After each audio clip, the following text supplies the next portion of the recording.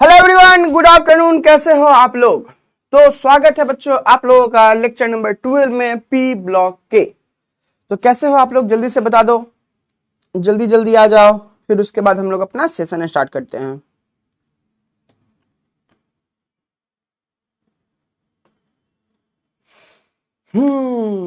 जल्दी जल्दी आ जाओ।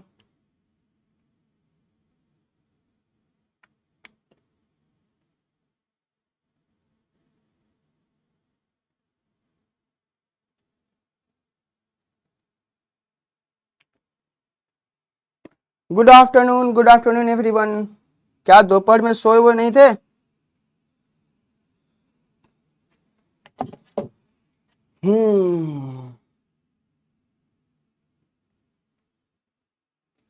आ जाओ। हाँ जी, आ जाइए अख्तर जी, आ जाइए। Good afternoon everyone. 10 मिनट पहले से आए हुए हैं। अरे वाह,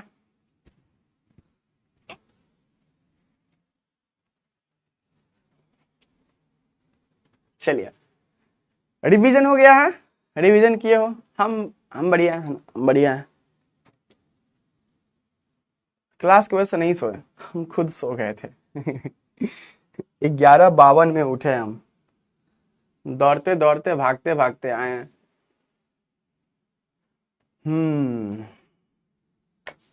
चलिए बच्चों, स्टार्ट करते हैं। कुछ कुछ पढ़ाई लिखाई, 1-2 मिनट बातचीत कर लेते हैं और फिर उसके बाद आते हैं। सब नवाब सब लेट से आएंगे ना, तो जब नवाब लोग आ जाएंगे तो फिर हम लोग अपना पढ़ाई लिखाई स्टार्ट कर देंगे। क्या कर देंगे बच्चों?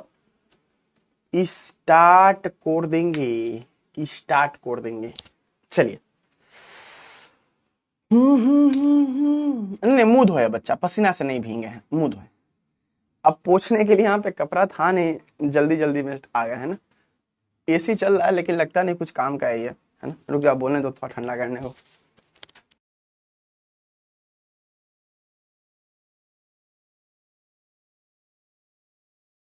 हाँ जी, आइए आइए आइए, कोई दिक्कत नहीं है, कोई दिक्कत नहीं है। स्टार्ट कर दें, है ना। आइए, कोई दिक्कत नहीं, आराम आराम से। इतना हड़बड़ाना नहीं है। क्यों इतना हड़बड़ाते हो आप लोग? कोई दिक्कत नहीं। ज्यादा से ज्यादा क्या होगा, है ना, ज्यादा से ज्यादा क्या होगा? नहीं करोगे एक लेक्चर, क्या हो जाएगा? छूट जाएगा एक लेक्चर, क्या हो जाएगा? छूट जाएगा, है ना। चलो, और कोई दिक्कत है तो बताओ। चले,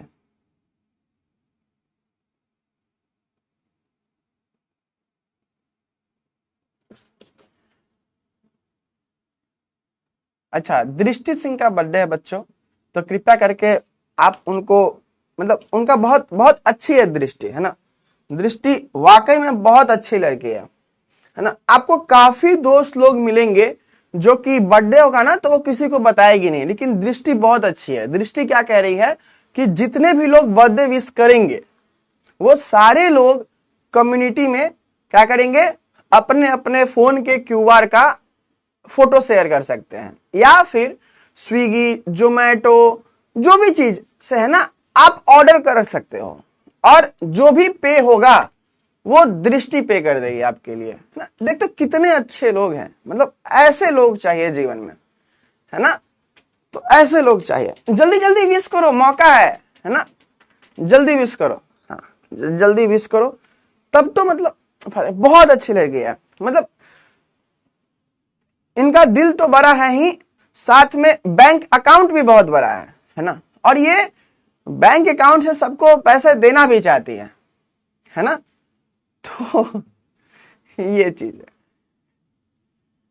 ठीक है। हाँ, आराम आराम से पिक डालना है, हड़बड़ी नहीं, मारा पिट नहीं, सबको पैसे मिलेंगे, है ना। सबको पैसे मिलेंगे दृष्टि सिंह की तरफ से, सबको पैसे मिलेंगे, है ना। आराम से, है ना। और टिप भी, है ना, जो भी देने आएगा उसको टिप भी देना है। मतलब दृष्टि का एक रूल है कि जो भी चीज है भाई बढ़िया से होना चाहिए, ठीक है।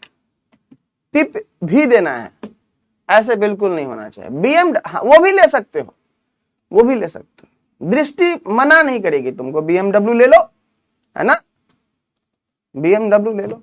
देखते हो इंसान कितना घटिया इंसान होता है, मतलब दृष्टि बोले कि हम पार्टी देंगे, अब ये देखो इंसान कितना लालची होता है, कहता है BMW लेंगे, बताओ। मतलब कितना, मतलब नीचता का हद देख रहे हो, हम लोग कितना नीचता का हद पे पहुंच चुके हैं, बताओ, तुम ही बताओ कितने, मतलब सामने वाला बोल रहा है तुम डूब रहे हो, लो उठ लो, खड़ा हो लो, ले माथा पे चढ़ जाए। एगो फरारी बोल, ना ना, बुगाटी, फरारी, हेलीकॉप्टर, है ना, एरोप्लेन, है ना, जेट, राफेल जेट, है ना, सब ले लो, सब ले लो, है ना। वो फिर बर्थडे मनाना क्या, वो बर्थडे का बी भूल जाएगी, ABCD भूल जाएगी वो, है ना। चलिए, हाँ, एगो BMW M4 भी, BMW में भी M4 चाहिए ना, BMW में भी सीरीज का भी नाम चाहिए, एगो को डिफेंडर चाहिए।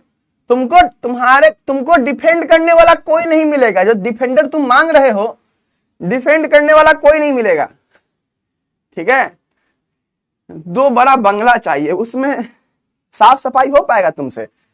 बड़ा बंगला होने से नहीं होता है, साफ सफाई भी करने के लिए लोग चाहिए होते हैं, और वो लोग रखने के लिए पैसे चाहिए होते हैं। दृष्टि भी उसके लिए पैसा देगी तुमको, है? मानो दृष्टि दिल की बहुत अच्छी है, 2 को बंगला दे दी तुमको, साफ सफाई कहां से करवाओगे, पोछा कहां से लगवाओगे? पता चले मालिक कहां है, मालिक पोछा लगा रहे हैं। चलो, है ना, तो हैप्पी बर्थडे दृष्टि, है ना, हैप्पी बर्थडे। देखते हो कितने, बताओ तुम इतने तो अच्छे लोग, है ना। हाँ जी, अरे बाप रे, वो लिख रहा है नीला ड्रम, बाप दूर रहो भाई, दूर रहो, चुप हो जाओ तुम लोग चुप ज्यादा अच्छे लगते हो। वो आता है ना, मतलब फुआ का बेटा होता, कोई ऐसे वैसे छोटा मोटा बच्चा आजू बाजू के रिश्तेदार का, चुप ही ज्यादा अच्छा लगता है वो, है ना। वो शांत ज्यादा अच्छा लगता है, भले प्यार उसको करते हैं, लेकिन इसका मतलब ये नहीं कि माथा पे चढ़ा के घूमे हम। है ना। चलो, ऐसा नहीं कर सकते। अच्छा, एक ऑप्शन और बता, देखो तुम्हारा टाइम वेस्ट कर रहे हैं थोड़ा सा हम, है ना, सब लोग का आने का इंतजार कर रहे हैं, थोड़ा सा हम भी जग जा रहे हैं, पढ़ाना हम ही को है, ठीक है। एक और क्वेश्चन पूछे, ऐसा नहीं, देखो ये बार बार का झंझट खत्म करते हैं, है ना, एक बार बार का झंझट खत्म करते हैं। देखो तुम लोग को भी पढ़ने में मन नहीं लगता है, जो हमको लगता है ऐसी बात होनी चाहिए, है ना। विद्यार्थी को पढ़ने में क्यों मन लगेगा, है कि नहीं। हमको भी ऐसा कुछ है नहीं कि हमको पढ़ाना ही है, हमको ऐसा भी पैसा आ जाए तो कोई दिक्कत है नहीं, है ना। तो क्या कहते हो तुम भी, मतलब किसी को नहीं बताना कि सिलेबस कंप्लीट नहीं हुआ है, और हम भी किसी को नहीं बताएंगे सिलेबस कंप्लीट नहीं हुआ है। भाई ये पानी पिएंगे भाई, इतना गर्म, मुंह जल जाएगा। कोई बात नहीं, रहने दो, यही है ना, नीचे ही है तुम, तो ठीक है। अच्छा, तो ऐसा कर सकते हैं क्या, मतलब तुम भी किसी को नहीं बताना, हम भी किसी को नहीं बताएंगे कि मतलब हम सिलेबस कंप्लीट नहीं करवाए हैं, तुम भी किसी को नहीं बताना कि सर सिलेबस कंप्लीट नहीं करवाए हैं, दोनों आदमी डीलिंग कर लेते, क्या कहते हो? तो ये कौन है, आप दे दीजिए ना फरारी, पहले हम फरार हो जाएंगे तुमको फरारी देने के चक्कर में, PW का पैसा लेकर के, है ना। तो दोनों लोग मांडोली कर लेते हैं, एगो लग रहा है 5000 दे दो, मांडोली कर लेते, किसी को मत कहना, है ना, कह देना सिलेबस खत्म हो गया है ना, कह देना। क्या कहते हो? वही, मतलब क्या लगता है ना कि रोज सुबह उठो यार, पढ़ाई लिखाई करो, है ना, ऐसा ऐसा, रिजल्ट बता देगा, रिजल्ट एडिट कर देना, अरे चैट GPT सब कर देता है। ये कौन है, एगो बच्चा बोल रहा है गौरव 2.0 का है। क्या लिख रहा है कि सर आप गौरव 2.0 में रिकैप कराते हैं, आदिल जफर, पता नहीं क्यों परेशान है ये भाई। चलो, पॉसिबल भाई, तो कर देते हैं ना आज सिलेबस, पैसा वापस, चुप रहो। सब इतना तुमको बढ़िया डील ऑफर कर रहे हैं, दोनों आदमी घरे सोते हैं बढ़िया बढ़िया से, है ना, नहीं तुमको पढ़ना ही है बुड़बक, इतना बढ़िया डील ऑफर किया था, लेकिन नहीं नहीं, इनको तो पढ़ाई करनी है, इनको तो पढ़ाई करनी है, क्या करोगे पढ़ के, सबको मरना ही है। तुम पढ़ के भी मरोगे। बोलेगा सब कि सर पढ़ते पढ़ते मर ही रहे हैं सर, इतना सिलेबस है कि खत्म होता नहीं है। सिलेबस और दुख सेम हो गया, खत्म ही नहीं होता। चलिए मजाक से हट करके पढ़ना बहुत जरूरी है ना, पढ़ना बहुत जरूरी है। पढ़ाई से बहुत सारी चीजें हम लोगों को मिलती हैं, उन सब चीजों में ये सब चीज बहुत जरूरी है। पढ़ाई बहुत बहुत बहुत बहुत जरूरी है। चलिए बच्चों देखो, आज का क्लास उतना कुछ होने नहीं वाला है ना, मतलब क्लास तो होने वाला है, मतलब पॉइंट हम ये कह रहे हैं कि आज जो क्लास में हम लोग पढ़ने वाले हैं, इस चैप्टर में जो भी समझने वाला चीज था हम लोग समझ चुके हैं। अब जो भी चीजें हैं लगभग इंफॉर्मेशन है। क्या है? इंफॉर्मेशन जानते हो ना क्या होता है? कि हाँ ये चीज होता है, वो चीज होता है, ऐसा ऐसा करके, बस इंफॉर्मेशन है। कुछ एक दो चीज और है जो कि स्ट्रक्चर है। H3PO3 का स्ट्रक्चर तुम देखते होगे, H3PO4 का बुक पढ़ते होगे, देख लिए होगे, तो वो सब का स्ट्रक्चर है। तो वो सब स्ट्रक्चर समझने वाला चीज है, ट्रिक से वो चीज हो जाता है। हम वीडियोज के कमेंट्स पढ़ते हैं, मतलब इस वीडियोज के नीचे जो कमेंट था पढ़े थे। जितने भी लोग आप लोग लिखते हो, देखो हम जेन्युइनली आपकी मदद करना चाहते हैं, मतलब तहे दिल से। मेरा जो भी ब्रेक का टाइम होता है ना, हम इंस्टाग्राम पे मैसेज रिप्लाई कर रहे होते हैं, है ना। कभी कभी ऐसा आता है कि कोई मैसेज आया, हम तुरंत रिप्लाई कर दिए। सामने मेरा बोलता है सर आप ही है ना, इतने तो विले नहीं होने चाहिए सर, कि हम तुरंत मैसेज किए तुरंत रिप्लाई दे दो हैं। बात ये रहता है कि फ्री रहते उस समय जब क्लासेस, जैसे मेरी 4 क्लासेस है आजकल। बहुत काम करवा रहे भाई। तो मान लो 2 बजे से स्टार्ट हुए, ठीक है, तो 2 से 3:30 मेरा क्लास 1.5 घंटा के आसपास होता है, तो फिर 4 से होता है। तो इसके बीच का जो गैप टाइम है ये मेरा इंस्टा टाइम रहता है, क्योंकि सचमुच मन नहीं करता है कुछ और काम करे, है ना। फिर 4 से 5:30, फिर यहाँ जो गैप टाइम रहता है इंस्टा टाइम रहता है। 6 से ऐसे 7:30, फिर इसके बीच का जो गैप टाइम रहता है इंस्टा टाइम। 8 से 9:30, तो मेरा ये शेड्यूल चल रहा है आजकल, ठीक है। कोई यूट्यूब सेशन हो जाए तो एक और एक्स्ट्रा। देखो सब बच्चा का अलग अलग बैकग्राउंड है, सब अलग अलग तरीके से पढ़ा है, सबका अलग अलग तरीका है, सबका अलग। हमको नहीं पता किसका क्या, हम बिल्कुल भी जज नहीं कर रहे कि किसका क्या है। हम एकदम जीरो से कोशिश किए पढ़ाने का। हो सकता है तुमको कोई बात ना समझ में आए, तो तुम पता है क्या लिखोगे? तुम अगर लिखोगे ना सर समझ नहीं आया, हम ये डाउट पूछने का तरीका बता रहे हैं, शायद पहले भी बताए हैं, लेकिन एक बार में कैसे समझ जाओगे, है ना। तो सर समझ नहीं आया, तो बताओ ये चीज तुम्हारा हम देखें तो हमको कुछ फायदा मिलेगा? हमको कुछ समझ में आएगा? नहीं ना। कितना प्यार से समझा रहे हैं। गधा सब समझता क्या नहीं है तुम लोग रे। हाँ इधर आ। तो सर समझ नहीं आया, तो इससे हमको कुछ समझ नहीं आएगा ना। अगर तुम यही चीज लिखे कि सर वैलेंसी ना, वैलेंसी कैसे कैलकुलेट कर रहे हैं, कैलकुलेट कर रहे हैं,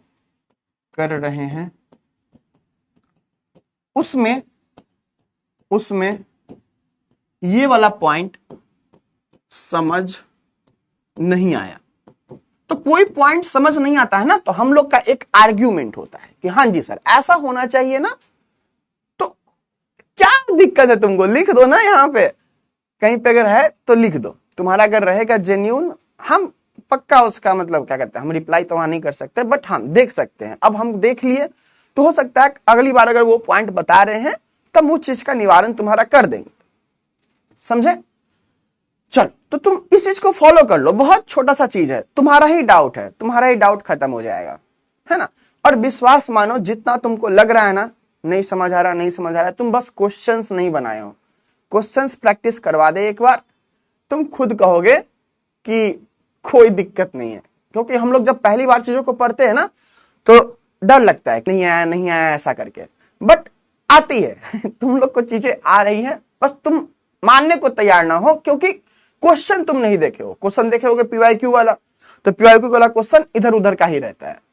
चलो तो ये छोटी सी बात थी जो प्लीज ट्राई कर लो, है ना, मतलब तुम्हारे फायदा के लिए हम प्लीज कर रहे हैं, है ना। तो प्लीज ट्राई कर लो, तुमको ही फायदा होगा, है ना, हमारा क्या होगा। चलो नेक्स्ट देखो ग्रुप 16 के बारे में। ग्रुप 16 के बारे में ज्यादा नहीं पढ़ाएंगे, आराम से, हमको कोई दिक्कत नहीं है। मेरा सिलेबस एकदम टाइम पे है, मतलब अर्ली ही है, समझ लो। तुम्हारा जब भी सिलेबस का टाइम है उससे जल्दी ही खत्म हो जाएगा, हमको कोई जल्दी नहीं है, ठीक है। ये सब क्यों हो पा रहा है, वो 1.5 घंटा क्लासेस लिए हैं, इसी कारण हो पा रहा है। अगर नहीं लेते हमको भी सिलेबस का चिंता होता कि भाई सिलेबस नहीं हो रहा है, ऐसा नहीं हो रहा है, वैसा नहीं हो रहा है, बट हमको कोई चिंता नहीं है सिलेबस का। चलो आज की क्लास में फैक्ट्स है। फैक्ट्स है मतलब कि ये चीजें होती हैं, जैसे ऑक्सीजन है, तो हम इसमें तुमको समझा नहीं सकते कि ऑक्सीजन ऐसा क्यों होता है ना। ये होती है चीजें, तुमने माननी पड़ेगी, मान लोगे ज्यादा बेटर रहेगा। और इनऑर्गेनिक केमिस्ट्री, ऑर्गेनिक केमिस्ट्री में चीजों को तुमको एक्सेप्ट करना होता है कि हाँ जी सर ऐसा होता है तो वैसा होता है। अगर एक्सेप्ट करोगे बहुत बढ़िया रहता है, अगर एक्सेप्ट नहीं करोगे तो थोड़ा सा दिक्कत रहेगा, तुमको चीजें समझ में नहीं आएंगी, और जो भी एक्सप्लेनेशन है तुम्हारे लेवल पे वो चीज अवेलेबल नहीं रहेगा, ठीक है। तो इस बात को ध्यान रखना, ठीक है, इस बात को तुम ध्यान रखना। चलो स्टार्ट करते हैं। सबसे पहले तो जो ऑक्सीजन और सल्फर है ये क्या होते हैं बच्चों, नॉन मेटल्स होते हैं। ये क्या होते हैं, नॉन मेटल्स। अच्छा देखो ये पहले से लिख करके लाए हैं, लेकिन हम इस चीज को समझाएंगे। पहले से लिख करके लाने का पर्पस ये है कि हम क्लास में ये चीज नहीं लिखना चाहते हैं। क्लास में पहले से भी हाथ से लिखा हुआ है, ऐसा नहीं कि हम मेहनत स्किप कर रहे हैं, नहीं, हाथ से लिखा हुआ है। इसलिए लिखा हुआ है क्योंकि ये चीज जरूरी है, इससे सब्जेक्टिव क्वेश्चन बन सकता है। क्लास में ही लिखेंगे पीछे घूम के तो तुम्हारा ही टाइम वेस्ट होगा, मेरा थोड़ी होगा, ठीक है। चलो ऑक्सीजन सल्फर ये क्या है, नॉन मेटल्स है, ठीक है। ऑक्सीजन सल्फर क्या है, नॉन मेटल्स है। जो आपका सेलेनियम और टेल्यूरियम है, ये जो नीचे है ये क्या है, मेटेलोइड्स है। ये क्या है, मेटेलोइड्स है। और ये जो पोलोनियम है ये क्या है, मेटल है। ये क्या है, मेटल है। और मेटल में कैसा है बच्चों, ये रेडियो एक्टिव है। ये कैसा है, रेडियो एक्टिव। जो भी सबसे नीचे वाला मेटल है ना, चांसेस ज्यादा है कि वो रेडियो एक्टिव हो आपका, ठीक है। आओ यहां पे, तो ये बात है। अब यहां पे इसको कहते हैं कैल्कोजेंस। इसको क्या कहते हैं, कैल्कोजेंस। कैल्कोजेंस क्यों कहते हैं, क्योंकि जो भी मोस्टली तुम जो ओर देखोगे ना, जो अर्थ क्रस्ट पे जो ओर मिलता है, उस ओर में ना ऑक्सीजन सल्फर ये सब तुमको उसके एलिमेंट्स मिलते हैं। जो अर्थ क्रस्ट पे हम लोग तो ओर वाला चैप्टर पढ़ चुके हैं, उस ओर वाले चैप्टर में क्या होता है, तुमको क्या मिलेगा, इस ग्रुप के एलिमेंट्स उस ओर के कंपोनेंट्स होते हैं। उस ग्रुप के एलिमेंट्स उस ओर के कंपोनेंट्स होते हैं। तो इस बात को ध्यान रखना, ठीक है। इनका नाम क्या पड़ा है, इनका नाम पड़ा है कैल्कोजेंस, है ना, कैल्कोजेंस। ये सब याद रखना, ये सब ऑब्जेक्टिव में पूछेगा तुमको, ठीक है। ये सब क्वेश्चन ऑब्जेक्टिव का है। नोट का हर एक पॉइंट इंपॉर्टेंट है। अब एक दो लेक्चर में क्या है ना कि हम वैलेंसी वाला बताए हैं, तो उसमें तुमको दिक्कत आ रहा है कि बच्चा सब बताया, हमको नहीं पता था, बच्चा सब बताया कि दिक्कत आ रहा है नोट्स कैसे बनाए। बट विश्वास मानो, तुम जैसे लिखा हुआ है वैसे ही कॉपी में लिखे रहो, तुमको वही चीज एग्जाम में भी आएगा तो लिखना पड़ेगा। हम उसको एक्सप्लेन करेंगे बाद में, फिलहाल ये चीज देख लेते हैं। तो कैल्कोजेंस नाम क्यों पड़ा कैल्कोजेंस, क्योंकि पुराने जमाने में है ना, ये जो ग्रीक वर्ड होता था किसके लिए, ब्रास के लिए, ठीक है, ब्रास के लिए और सल्फर ये सब के लिए ये सब यूज किया जाता था, ठीक है। तो जो भी कॉपर मिनरल होता है, जो भी कॉपर मिनरल होता है उसमें ऑक्सीजन सल्फर ये सब या फिर इस ग्रुप के अदर मेंबर पाए जाते हैं, ठीक है। इसीलिए इस ग्रुप का नाम कैल्कोजेंस है, ठीक है। चलो तो इसको शॉर्ट में ऑब्जेक्टिव क्वेश्चन में तुमको ओर फॉर्मिंग ये सब लिखा रहता है कि जो ओर है वो किससे फॉर्म हुआ रहता है, किससे मिलकर बना रहता है, तो वो इस एलिमेंट सबसे मिलकर के बना रहता है। बढ़िया बात है। अब फिजिकल प्रॉपर्टीज में देखो, इस ग्रुप के सारे एलिमेंट्स एलोट्रॉपी शो करते हैं, है ना, इस ग्रुप के सारे एलिमेंट्स एलोट्रॉपी शो करते हैं। ग्रुप 15 में एलोट्रॉपी कौन शो नहीं करता है, क्या तुम कमेंट सेक्शन में लिख सकते हो ये बात, ग्रुप 15 में एलोट्रॉपी कौन शो नहीं करता है? क्या तुम कमेंट सेक्शन में ये बात लिख सकते हो? जल्दी बोलो।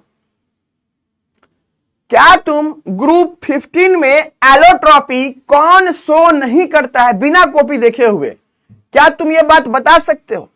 देखो, यही सब क्वेश्चन तुमको ऑब्जेक्टिव में पूछेगा, यही सब क्वेश्चन तुमको ऑब्जेक्टिव में पूछेगा, है ना?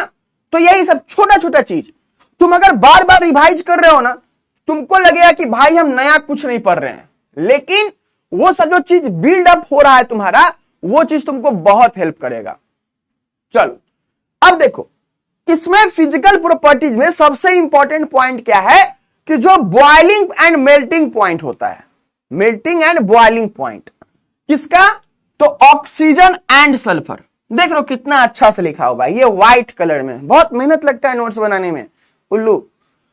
ये व्हाइट में है तो जिसके लिए उसके लिए ब्लू, और रीजन ग्रीन में, पीक डिटेलिंग। ठीक है, देखो पॉइंट क्या है बच्चा कि जो मेल्टिंग और बॉइलिंग पॉइंट है वो डिफरेंस रहता है, वो डिफरेंट रहता है। किसके किसके बीच में? तो ऑक्सीजन और सल्फर के बीच में। ये जो ऑक्सीजन है सल्फर दोनों के बीच में मेल्टिंग एंड बॉइलिंग पॉइंट अलग अलग रहता है, काफी डिफरेंस रहता है दोनों के बीच में। क्यों रहता है? क्योंकि due to atomicity, due to atomicity. अब तुम एटॉमिसिटी पहली बार पढ़ रहे हो, है ना? तो आओ इसको एक्सप्लेन कर देते हैं। देखो, एटॉमिसिटी कहने का मतलब क्या होता है?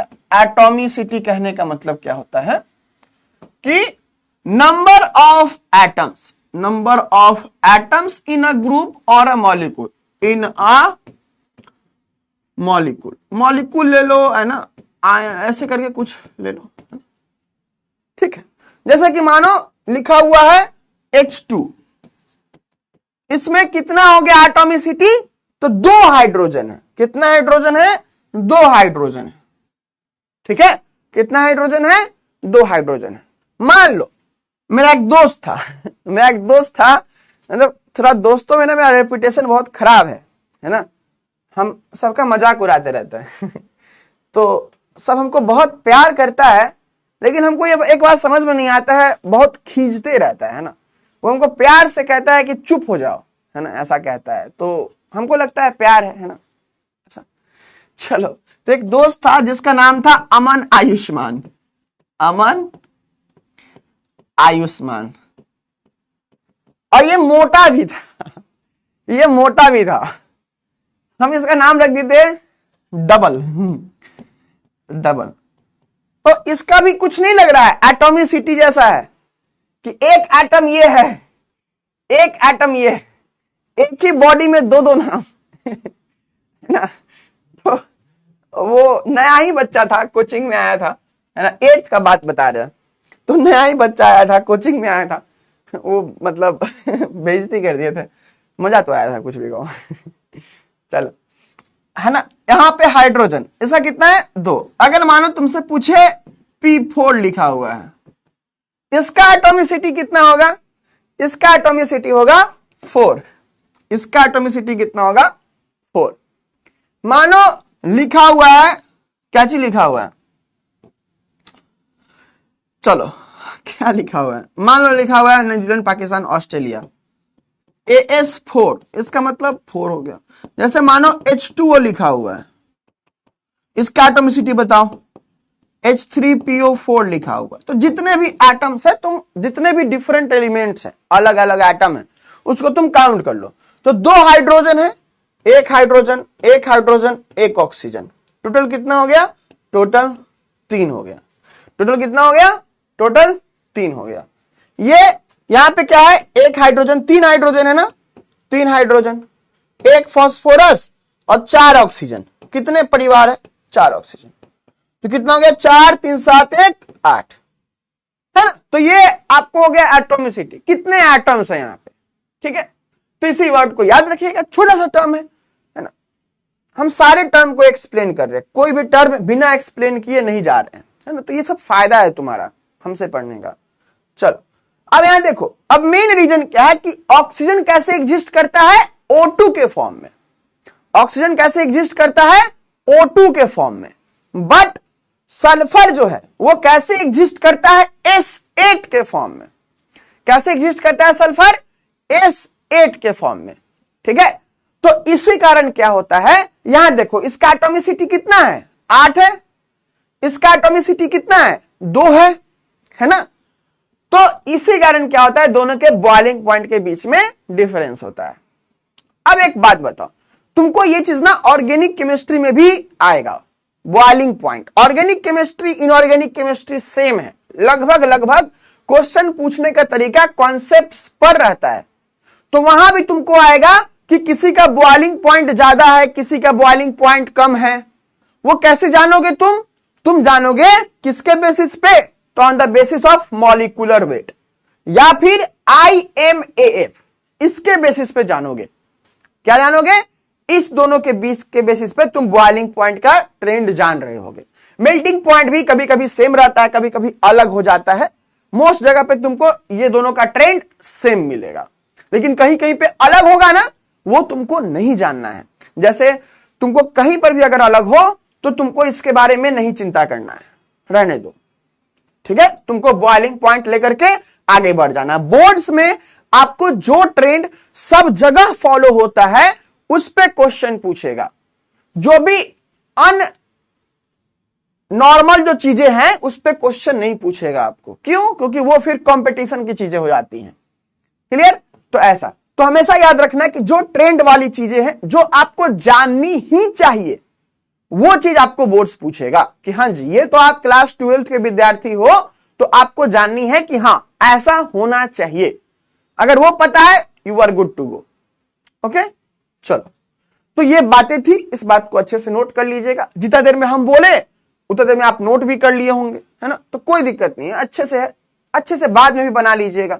बाद में बनाइएगा तो ध्यान रखिएगा गाना सुन के ना बनाएं, ताकि आपका रिवीजन भी होते जाए। कोई भी बच्चा लेक्चर का नोट्स बाद में बना रहा है, कोई गलत बात नहीं है, लेकिन इस बात का बस ध्यान रखे कि वो जो बना रहा है दोबारा बार, मतलब बाद में नोट्स बना रहा है, वो उसका रिवीजन होना चाहिए। ऐसा नहीं कि रत्ता लंबिया लंबिया करके गाना सुन रहे हैं और नोट्स लंबिया लंबिया करके नोट्स बना रहे हैं, तो ऐसा नहीं होना चाहिए। ठीक है चलो, ऑक्सीजन का इलेक्ट्रोनिगेटिविटी तुमको पता है ज्यादा होता है, एनोमैलस बिहेवियर होता है तुमको पता है ना। तो वो सब चीजें हम तुमको पहले बता चुके हैं। आओ यहां पे अकरेंस ऑफ ग्रुप 16 एलिमेंट, कि ग्रुप 16 एलिमेंट कहां पे पाया जाता है ना, वहां कहां पे तुमको पाया जाता है ग्रुप 16 एलिमेंट।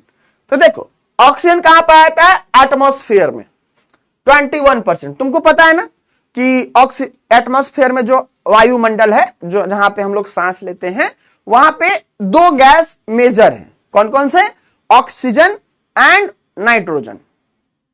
कौन कौन से गैस मेजर हैं, ऑक्सीजन और नाइट्रोजन। नाइट्रोजन कितना था 78%, ऑक्सीजन कितना है 21%। चलिए 46% of the mass of earth crust, जो अर्थ क्रस्ट जो है उसका मास में ये मिलता है मिनरल्स के फॉर्म में, ऑक्सीजन रहता है ना, वहां से इसका रिलेशन है। किसी मानो कोई मिनरल है वो मिल रहा है, उसमें ऑक्सीजन इतना प्रेजेंट है। तो ऐसी ऐसी बातें हैं। तो डेटा है, हमको नहीं लगता है डेटा कभी पूछेगा। ये पूछ सकता है पहला वाला, दूसरा पूछने का चांसेस बहुत कम है। कुछ कुछ कंपाउंड के नाम है जो कि अगर आप याद रखते हो तो दुनिया का बहुत भला होगा, है ना। भारत का जीडीपी बहुत बढ़ जाएगा और उसके बाद अमेरिका का जीडीपी नीचे चला जाएगा, है ना। और बिहार का जीडीपी तो छप्पर फाड़ देगा। ठीक है, ये सब बात अगर आप याद रखते हो, कौन सा चीज, तो कुछ कुछ फॉर्मूला अगर आप याद रखते हो तो ये सब चीजें हो जाएंगी, है ना। तो आप तो चाहते हो ना कि इंडिया तरक्की करे, है ना, बिहार तरक्की करे, तो इन सब चीजों को आपको याद रखना है। ठीक है, कौन कौन सी चीज है वो, कौन कौन सी चीज है, तो जिप्सम, है ना। जिप्सम, है ना, वो जिप्सी गाड़ी मत समझ लेना, है ना, लैम्बोर्गिनी करते करते। तो जिप्सम का फॉर्मूला आपको याद रहना चाहिए, है ना। क्या होता है, CaSO4 into 2H2O into 2H2O। अब देखो हम आपको बैच में आपको ये बात बता रहे हैं कि आपको ये चीज याद रहना चाहिए। हो सके हम YouTube पे आपको ये बात ना बोले, लेकिन इसका मतलब ये नहीं है कि आप इस चीज को याद ना रखें। ठीक है, तो बैच लिए हो तो जो रियल चीजें हैं, जो रियल चीज, थोड़ा कड़वा सत्य, वो आपको जानना जरूरी है कि अगर हो सके तो वो इसको ऑब्जेक्टिव में पूछ सकता है ना। तो इस बात को ध्यान रखना, चलो, क्योंकि तुमको टॉपर बनना है ना। चलो, इप्सम है ना, इप्सम सॉल्ट एक होता है ना, इप्सम सॉल्ट होता है। इसका फॉर्मूला क्या होता है? MgSO4 into 7H2, MgSO4 into 7H2, ठीक है ना। गैलेना, गैलेना और होता है, जो तुमको हम पहले भी बताए होंगे इस वाले चैप्टर में, चैप्टर नंबर 6 है ना। कौन सा होता है हम लोग का? गैलेना का फॉर्मूला क्या होता है? जल्दी बताओ। PbS। जिंक ब्लेंड, इसका फॉर्मूला क्या होता है हम लोग का? ZnS, है ना। कॉपर पाइराइट, इसका फॉर्मूला क्या होता है? CuFeS2,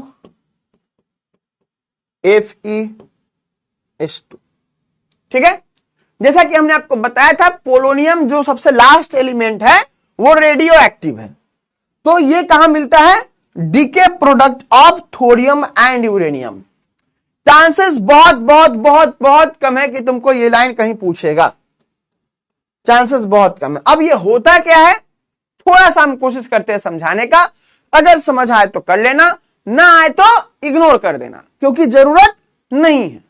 देखो, तुम लोग कभी ना कभी बच्चा में पढ़े थे ना, क्या पढ़ते? अरे अच्छा, एक बात, आओ घरेलू एग्जाम्पल देते हैं। मान लो आटा मम्मी गूंथती है ना, आटा गूंथती है तो पहले इतना लोइया बना के रख लेती है ना। तो धीरे धीरे क्या होता है, तुमको तो नहीं बोलती होंगी, है ना। तो वो धीरे धीरे क्या करती हैं, इसी बड़े बड़े लोइया को छोटे छोटे लोइया में कन्वर्ट करती हैं, है ना, छोटे छोटे लोइया में कन्वर्ट करती है। तो होता क्या है कि जो भी ये सब रेडियो एक्टिव एलिमेंट होते हैं ना, जो भी रेडियो एक्टिव एलिमेंट होते हैं, वो रेडियो एक्टिव एलिमेंट भी टाइम टाइम पे टूटते जाते हैं, टाइम टाइम पे टूटते जाते हैं छोटे छोटे फॉर्म में, ठीक है। तो जो केमिकल काइनेटिक्स में पढ़े थे ना, रेडियो एक्टिव डिसइंटीग्रेशन, है ना, कौन से ऑर्डर का होता है? जल्दी बताओ।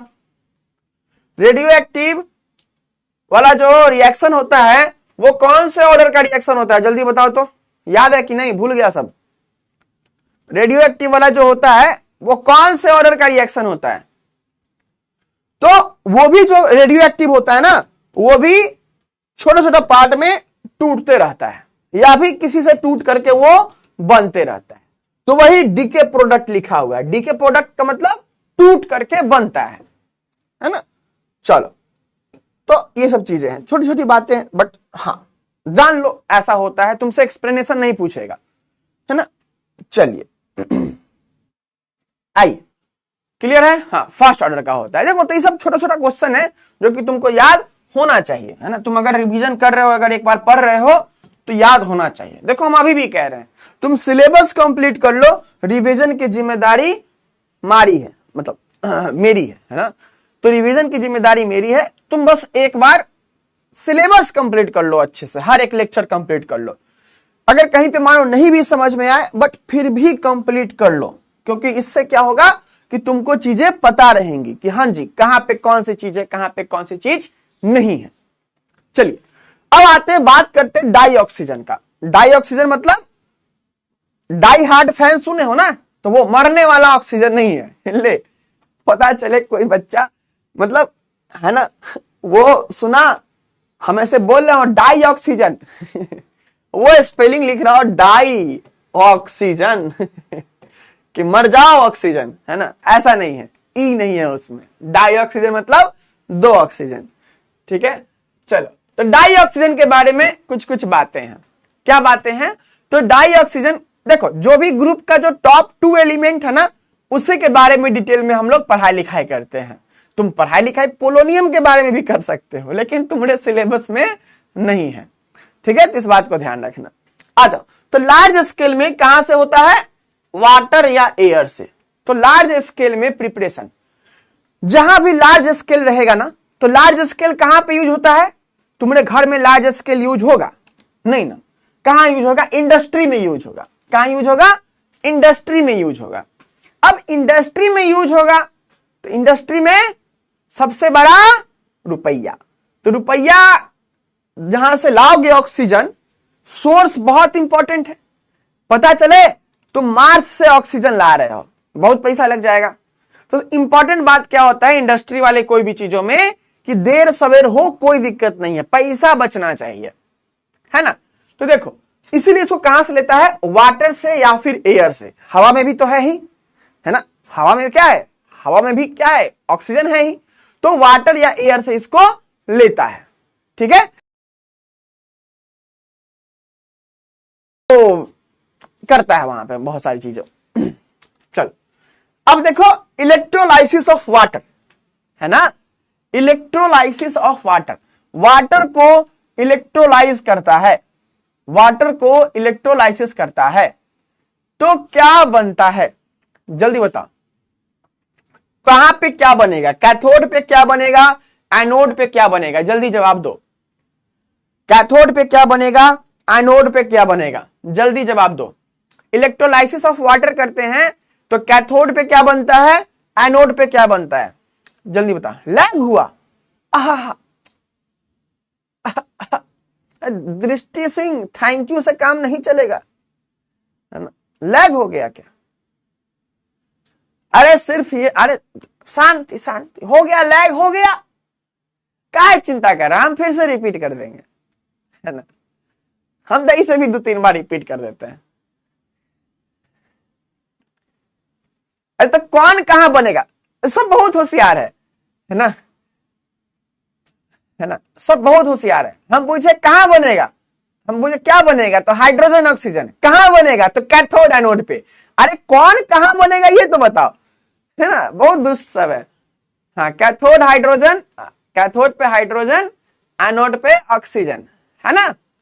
चलो ये सब याद रखना, है ना, ये सब चीज याद रखना। तो इलेक्ट्रोलाइसिस ऑफ वाटर इसलिए यहाँ पे जगह छोड़ा हुआ है कि तुम्हारा डिवीजन भी हो जाएगा, ठीक है।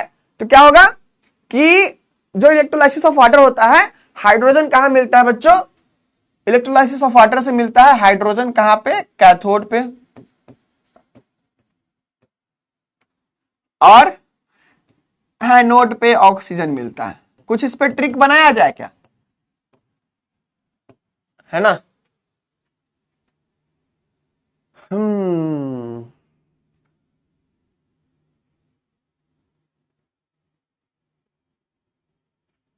ऐसे याद रख लो, एनऑक्स, है ना, एनऑक्स, और कैट हाइड्रोजन, कैटी हाइड्रोजन हाइड्रोजन कैसा है, कैटी है बाबू, है ना, कैटी हाइड्रोजन है, ठीक है।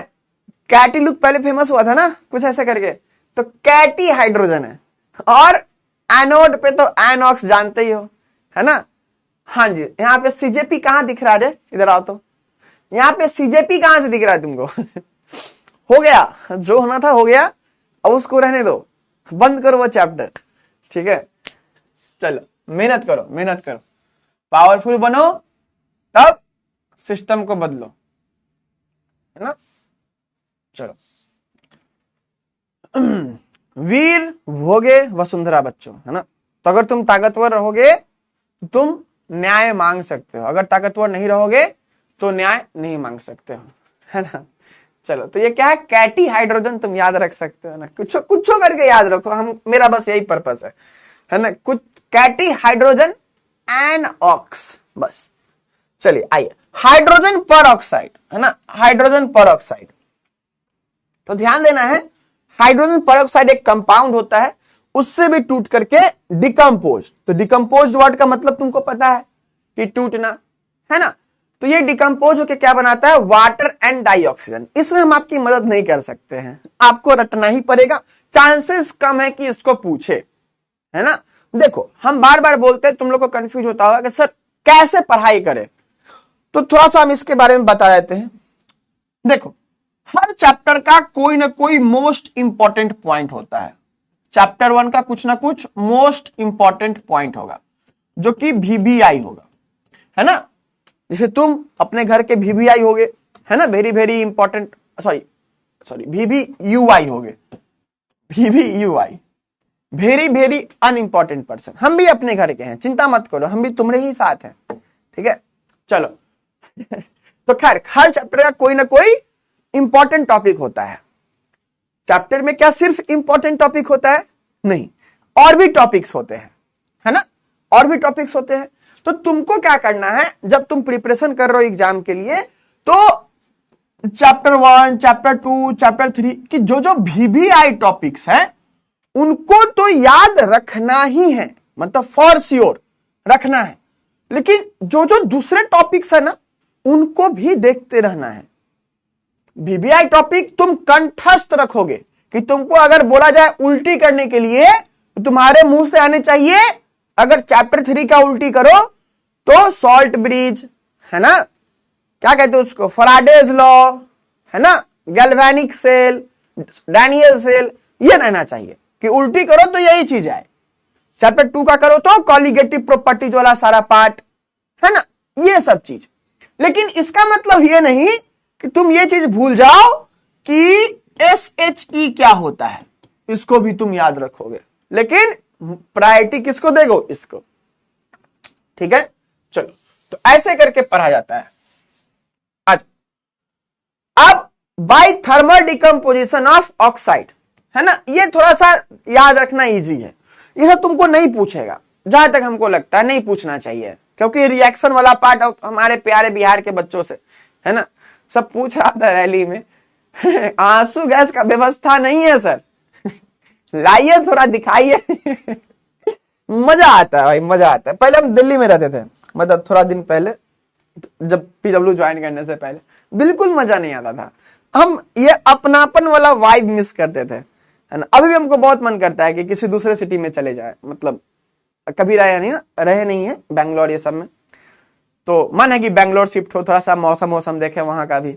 बट ये जो है ना अपनापन वाला चीज, है ना पता है यहाँ पे नीचे में हम और जो स्टूडियो पर्सन लोग जा रहे थे, तो नीचे में हम लोग खड़े थे बगल वाला बोलता, हम लोग जिस आदमी के गेट के बाहर खड़े थे ना, इंतजार कर रहे थे एक दोस्त के आने का, तो वो बोलते ना भैया अंदर से वो दीदी एक सामान दे रही है, थोड़ा ला तो दीजिए ये सिर्फ बिहार में ही हो सकता है कि हाँ भैया वो वाला काम थोड़ा करते दीजिए, दिल्ली में ये चीज नहीं होगा। तो जो अपनापन है बहुत मिस करते थे हम, चाहे कोलकाता में थे तो वहां पे, है ना, दिल्ली में थे तो वहां पे अपनापन बहुत मिस करते। यहाँ पे चिल है सब, कोई दिक्कत नहीं, हाँ जैसा है ठीक है ऐसा। चलो, तो by thermal decomposition of oxide, तो जो ऑक्साइड होता है उसको थर्मली डिकम्पोज करते हैं। अब थर्मल डिकम्पोजिशन का मतलब बता चुके हैं। थर्मल डिकम्पोजिशन करने का मतलब कि हीट दे करके तोड़ रहे हैं उसको, है ना, हीट दे करके तोड़ रहे हैं। तो सोचो ऑक्साइड है तो क्या बनेगा, है ना। तो तुम अगर कुछ तुमसे अगर पूछा जाए, तुमको नहीं बताया जाए कि बउआ एक बात बताओ, हम तुमको नहीं ना बताएं क्या आंसर है, बताओ ये टूट करके क्या बनेगा। अगर इसको तोड़ेंगे, मान लो तुमको नहीं पता, मान लो तुमको नहीं पता कि कितना टूटेगा, लेकिन तोड़ करके क्या बनेगा, क्या तुम गेस कर सकते हो? सिर्फ गेस करने के लिए बोल रहे हैं, कुछ तुमको नहीं पता हो। इसमें भी तुम तोड़ोगे तो ज्यादा से ज्यादा तुम तोड़ दोगे गलती से H2+O2 में, है ना। यहां तोड़ करके देखो, है ना, यहां तोड़ करके देखो जल्दी से। चलो अभी लेक्चर लगेगा, 2-3 लगेगा, है ना, एक लेक्चर में भी कर सकते हैं, कोई दिक्कत नहीं है ऐसा, है ना। तो तुम देखोगे कि दो ही तरह के एलिमेंट है ना, दो ही तरह के एलिमेंट है।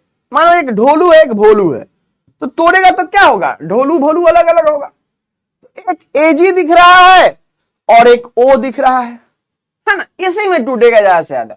तो क्या होगा, AG+O। कुछ नहीं पता है, तुम ये भी लिख दो।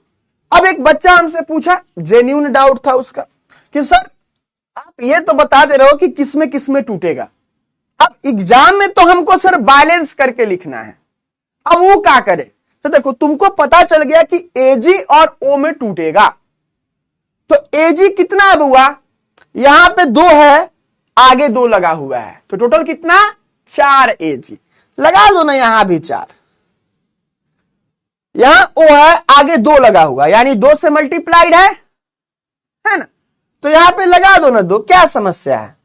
अब तुम ये रटने लगे कि 4AG+2O होता है, 4AG+2O या फिर O2, तो क्या हो जाएगा, थोड़ा समस्या हो जाएगा। है ना। और तुमको एक बात पता है ऑक्सीजन कैसे एग्जिस्ट करता है, O2 के फॉर्म में। तो तुम 2 O यहां पे न लगा करके तुम O2 ऐसे लगा दो, है ना। हम ये नहीं कह रहे कि तुमको याद नहीं करना है, हम ये कह रहे हैं कि तुम थोड़ा सा बुद्धि का भी इस्तेमाल कर सकते हो बिना परेशान होकर के। ओवर थिंकिंग तो करते ही हो इतना, इधर ओवर थिंक कर लो, है ना, टॉपर बन जाओगे। अब आओ यहां पे HgO, ये भी टूटेगा, कुछ इसी तरीके का टूटेगा, है ना। तो Hg प्लस O2। अब Hg में क्या है, 2 लगा दो क्योंकि बैलेंस करना है। नंबर नहीं याद रखना जहां तक हमको लगता है, अनटिल अनलेस कोई इंपॉर्टेंट प्रोसेस ना हो। जो भी प्रोसेस का नाम है, contact process, Haber's process, Ostwald process, सारे प्रोसेस का नंबर क्या, कौन सा स्टेट है वो भी याद रखना, क्योंकि अगर लॉन्ग में आ गया तो उसको लिखना पड़ेगा। और ध्यान देना, तुम लिख करके तो कॉपी ठीक सही चेक करेगा, उतना एग्जामिनर दुश्मन नहीं है तुम्हारा जितना हम लोग सोचते हैं, है ना। तो इस बात को ध्यान रखना। अब देखो, अब तुम ये बात बोले इसके साथ और भी ऑक्साइड होता है, जैसे कि देखो PbO2, इसको तोड़ोगे तो ये बनता है PbO प्लस O2, ले, है ना। इसको भी तोड़ोगे तो तुमको Pb मिल जाएगा, अलग अलग बात है ना। तो ये सब तुम्हारे लिए इंपॉर्टेंट नहीं है ना। बोर्ड एग्जाम में ये सब चीज नहीं पूछेगा, नहीं पूछना चाहिए। बट अगर पूछ दे तो वहां पे तुम हाथ हैंड्स अप करके मत आ जाना। वहां अगर पूछ दे तो आए तो ये सब लॉजिक का इस्तेमाल कर लेना, है ना। इसलिए तुमको सारे अस्त्र दे रहे हैं हम कि क्या क्या सोचना है, कैसे कैसे सोचना है, ये सब। ये देखो डाइऑक्सीजन, अभी डाइऑक्सीजन के बारे में ही चल रहा है। तो तुम देखते हो हवा का कोई कलर होता नहीं है और कोई स्मेल भी नहीं आता है। तुम्हारे अंदर से स्मेल आए वो अलग बात है ना, नहाया करो। चलो तो ये क्या होता है बच्चों, कलरलेस होता है ना, अडरलेस होता है, मतलब कोई स्मेल नहीं है, कोई कलर नहीं है, लॉजिकल बात है। तो नाइट्रोजन का भी सेम था, यहां का भी सेम है, टॉक्सिक भी नहीं है ठीक है। तो ऐसा चीज। अब देखो इसका जो ऑक्सीजन का डबल बॉन्ड रहता है, ऑक्सीजन का जो डबल बॉन्ड रहता है उसका बॉन्ड एनर्जी भी ज्यादा होता है, इसीलिए ये O2 के फॉर्म में एग्जिस्ट करता है। ठीक है, बॉन्ड एनर्जी समझाए थे ना कि तुम और तुम्हारे दोस्त के बीच का बॉन्ड कितना मजबूत है। ठीक है, तो वही क्या हो जाएगा तुम्हारा बॉन्ड एनर्जी, है ना। तो यही एक ऑक्सीजन यहां, एक ऑक्सीजन यहां, दोनों के बीच में कितना मजबूत बॉन्ड है वो चीज है ना। इसके 3 स्टेबल आइसोटोप होते हैं, 16, 17, 18। ठीक है, ये पैरामैग्नेटिक इन नेचर होता है। देखो ये बात इंपॉर्टेंट है ये बात इंपॉर्टेंट है, आगे सल्फर का भी बताएंगे। तो सल्फर के लिए भी ये बात इंपॉर्टेंट है कि ये पैरामैग्नेटिक होता है। पारा मत समझना, पैरामैग्नेटिक है ना, पैरा कहना, पैरामैग्नेटिक होता है। रीजन क्या है, तो इसका जो रीजन है ना, वो रीजन देखो पहले लोग क्या सोचते थे ना, पहले लोग क्या सोचते थे, देखो ये ऑक्सीजन है, तो ये ऑक्सीजन है ना, तो ये किस फॉर्म में रहता है, O2 के फॉर्म में। तो ऑक्सीजन के पास कितने इलेक्ट्रॉन्स है, 8 इलेक्ट्रॉन्स है। इसके पास कितने इलेक्ट्रॉन्स हो जाएंगे, 16 इलेक्ट्रॉन्स हो जाएंगे। तो पहले लोग क्या सोचते थे कि ये पैरामैग्नेटिक नहीं है। अच्छा, पैरामैग्नेटिक क्या होता है, हमने चैप्टर 1 में थोड़ा सा बताया है कि जो मैग्नेटिक फील्ड में थोड़ा सा अट्रैक्शन उसको हो तो क्या कहेगा, वो पैरामैग्नेटिक कहलाता है। तो लोग सोचते थे क्या कि ये पैरामैग्नेटिक नहीं होगा। बट उसके बाद में एक थ्योरी आया जो तुमको क्लास 11th में पढ़ना है, जिसका नाम है मॉलिक्यूलर ऑर्बिटल थ्योरी, मोटी। थोड़ा सा तुमको थ्योरी के बारे में पढ़ना है कोऑर्डिनेशन कंपाउंड में भी। मतलब देखो अभी तक उस पर क्वेश्चन नहीं पूछा है, बट हम रिस्क नहीं लेंगे, हम पढ़ाएंगे तुमको। ठीक है, बहुत अच्छे से सिखाएंगे, चिंता मत करो। चलो, तो ये चीज है। तो यहां पे क्या होता है, तुमको जो रीजन है कि क्यों पैरामैग्नेटिक है नेचर में, उसको रटना है। जो रीजन है कि क्यों पैरामैग्नेटिक है उसको तुमको रटना है, उसको हम नहीं समझा सकते। क्यों, क्योंकि उसको समझाने के लिए जितना चीज हमको समझाना पड़ेगा ना वो बहुत ज्यादा है। तो तुम 3 लाइन तो रट ही सकते हो, तो 3 लाइन तुमको रट लेना है ना। इसका रीजन आगे लिखा हुआ है, तुमको वो चीज कर लेना है, क्योंकि जितना तुम समझने जाओगे उससे ज्यादा तुमको दिक्कत हो जाएगा।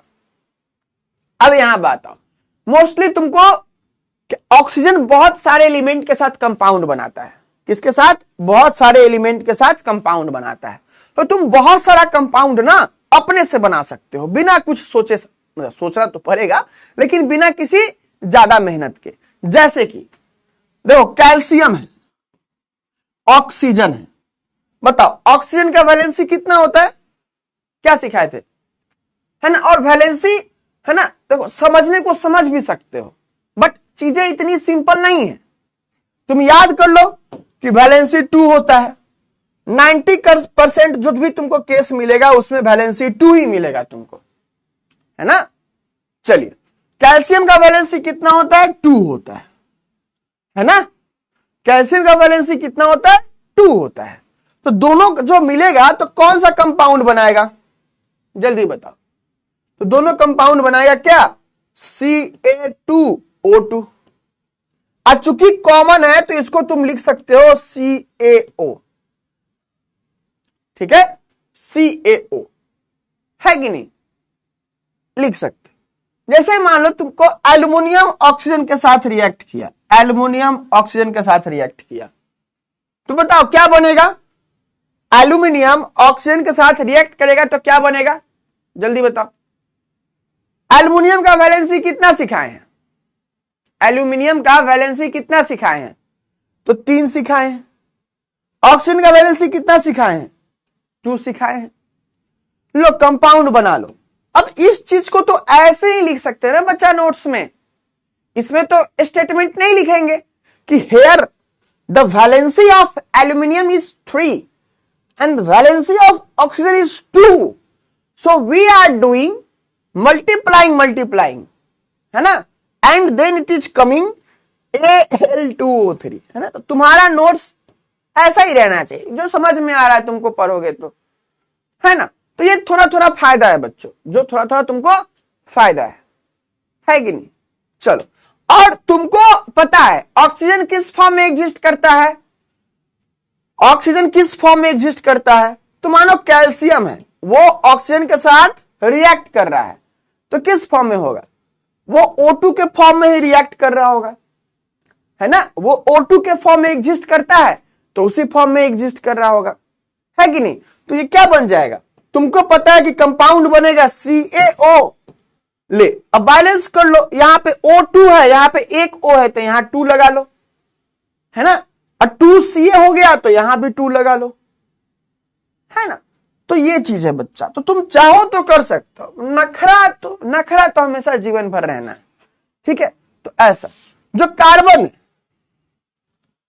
कार्बन ऑक्सीजन है, ठीक है, क्या होगा कार्बन ऑक्सीजन के बीच में? तो देखो ये जो क्रिस क्रॉस वाला जो चीज है ना, ये हर जगह काम नहीं करेगा। कहां पे तुमको मोस्टली काम करेगा? ये जहां मेटल और नॉन मेटल हो, जहां मेटल और नॉन मेटल होगा वहां पे खुशी खुशी काम करेगा ये, ठीक है? तो इस बात को ध्यान रखना, जहां नॉन मेटल वाला चीज हो वहां पे तुमको थोड़ा सा दिमाग लगाना पड़ेगा। जैसे कार्बन O2 के साथ रिएक्ट करेगा, है ना, तो क्या बनाएगा? CO2 बनाएगा। इसको तुम दूसरे तरीके से भी देख सकते हो, हालांकि उतना सही नहीं है। कार्बन का वैलेंसी 4, ऑक्सीजन का वैलेंसी 2, ठीक है? तो क्या हो जाएगा? क्या कंपाउंड? C2O4 और 2 कॉमन ले लो, 2 कॉमन, जो कॉमन है हटा देते हैं ना, तो 2 कॉमन ले लो तो CO2, ठीक है? हालांकि ये सही नहीं है उतना, बट तुम्हारा काम हो जा रहा है ना? अब तुम ही बताओ, जिंक सल्फाइड है, O2 के साथ रिएक्ट करा है, तो क्या हो सकता है? तुम ही बताओ क्या हो सकता है? तो देखो ऐसा हो सकता है कि ये जिंक है, ऑक्साइड के साथ चला जाता है, सल्फर है वो भी ऑक्साइड के साथ चला जाता है। अब उसके बाद क्या? लो बैलेंस कर लो, O2 है यहां पे तो 2 O2, यहां पे 2 हो गया, 2 4 हो गया तो 4 बैलेंस, 2 Zn है तो 2 Zn, सल्फर कितना है यहां पे तो तुम कर दो 2, है ना? तो जो Zns वाला पार्ट है तुम्हारा चेंज हो जाएगा, तो यहां पे 3 हटा करके तुम बैलेंस कर दो 3, है ना? तो उतना कोई दिक्कत नहीं है। तुम अगर थोड़ा थोड़ा प्रैक्टिस करोगे, पहली बार पढ़ रहे हो, पहले पढ़े थे पी ब्लॉक का भी नहीं ना, तो पहली बार पढ़ रहे हो, ये सब चीज का यही फायदा है। अगर तुमको हम सीधे बताते रहे कि नहीं ये होगा ये होगा, कहां से याद रख पाओगे, है ना? तुम भी बच्चे ही हो, लक्षण नहीं है बच्चा ऐसा, हो तो बच्चे ही ना। चलो आइश प्लीज मत कर देना, अरे यार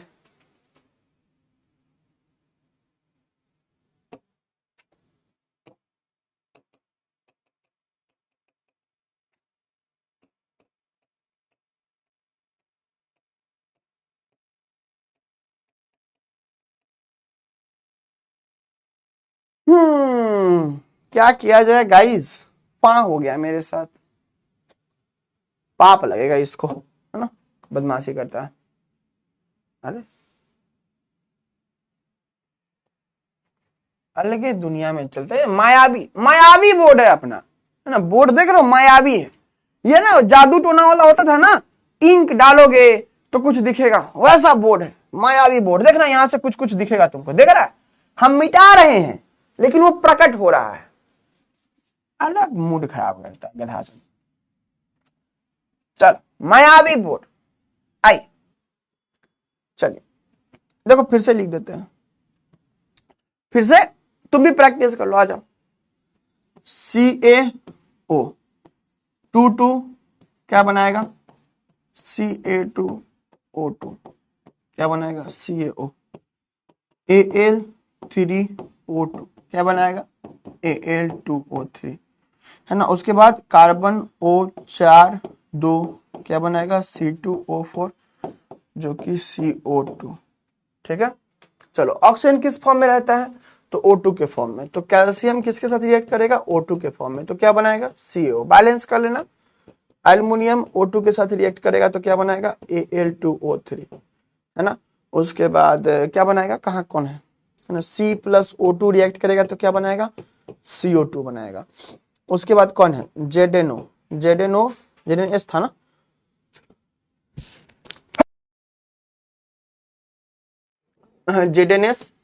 ZNS रिएक्ट करेगा किसके साथ, O2 के साथ। ZNS रिएक्ट करेगा O2 के साथ तो क्या बनाएगा, ZNO प्लस SO2, ठीक है। देखो तो चांसेस कम है कि तुमको एग्जाम में टफ वाला रिएक्शंस पूछे, लेकिन तुमको कभी पूछे तो चिंता मत करना, किसी से नहीं बन रहा है, ओवर थिंकिंग नहीं। जो टफ क्वेश्चन है हाँ किसी से नहीं बनेगा, चिंता मत करो, ठीक है। तो ध्यान रखना, तुम बना सकते हो, तुमको नहीं भी समझ में आया तुम फिर भी अटेम्प्ट ले सकते हो, अटेम्प्ट लेना। तुम डर से ये मत कर देना हमको नहीं आता है, तो डर के आगे जीत नहीं होती है बच्चों, है ना। डर के आगे क्या होता है, डर के आगे जीत नहीं होती है बच्चों। डरने के बाद कोई जीतता है, तुम ही बताओ। पता चले कि डर लग रहा है तुमको, तुम जीत के भी आ गए, वाह।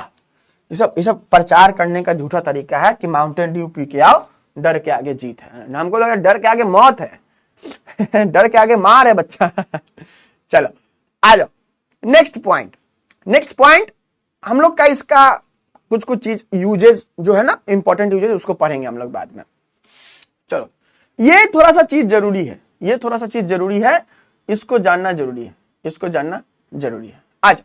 तो जो ऑक्साइड वाला पार्ट है उसी में ये चीज आता है। तुम देख रहे होगे हम यहाँ पे कुछ खाली छोड़े हैं, तो ये देखो डेफिनेशन याद करने का जरूरत नहीं है, एक दो चीज समझ लो, बाकी तुम खुद से लिख सकते हो। ऑक्साइड के बारे में पहले लिखे थे तुमको हम, है ना। अभी देखो यहां पे क्या होता है ना कि ऑक्साइड अलग अलग टाइप का होता है, तो कोई ऑक्साइड एसिडिक होता है, कोई ऑक्साइड बेसिक होता है, कुछ का अलग अलग नेचर होता है। आओ देखते हैं क्या क्या कहानी है। तो an oxide which combine with water, ऐसा ऑक्साइड जो पानी के साथ कंबाइन करे तो क्या हो जाता है, to give dash is called dash oxide. तो अगर कोई पानी के साथ कंबाइन करे और वहां पे क्या दे, जो पानी के साथ कंबाइन करे मतलब क्या, पानी के साथ रिएक्ट करे, है ना।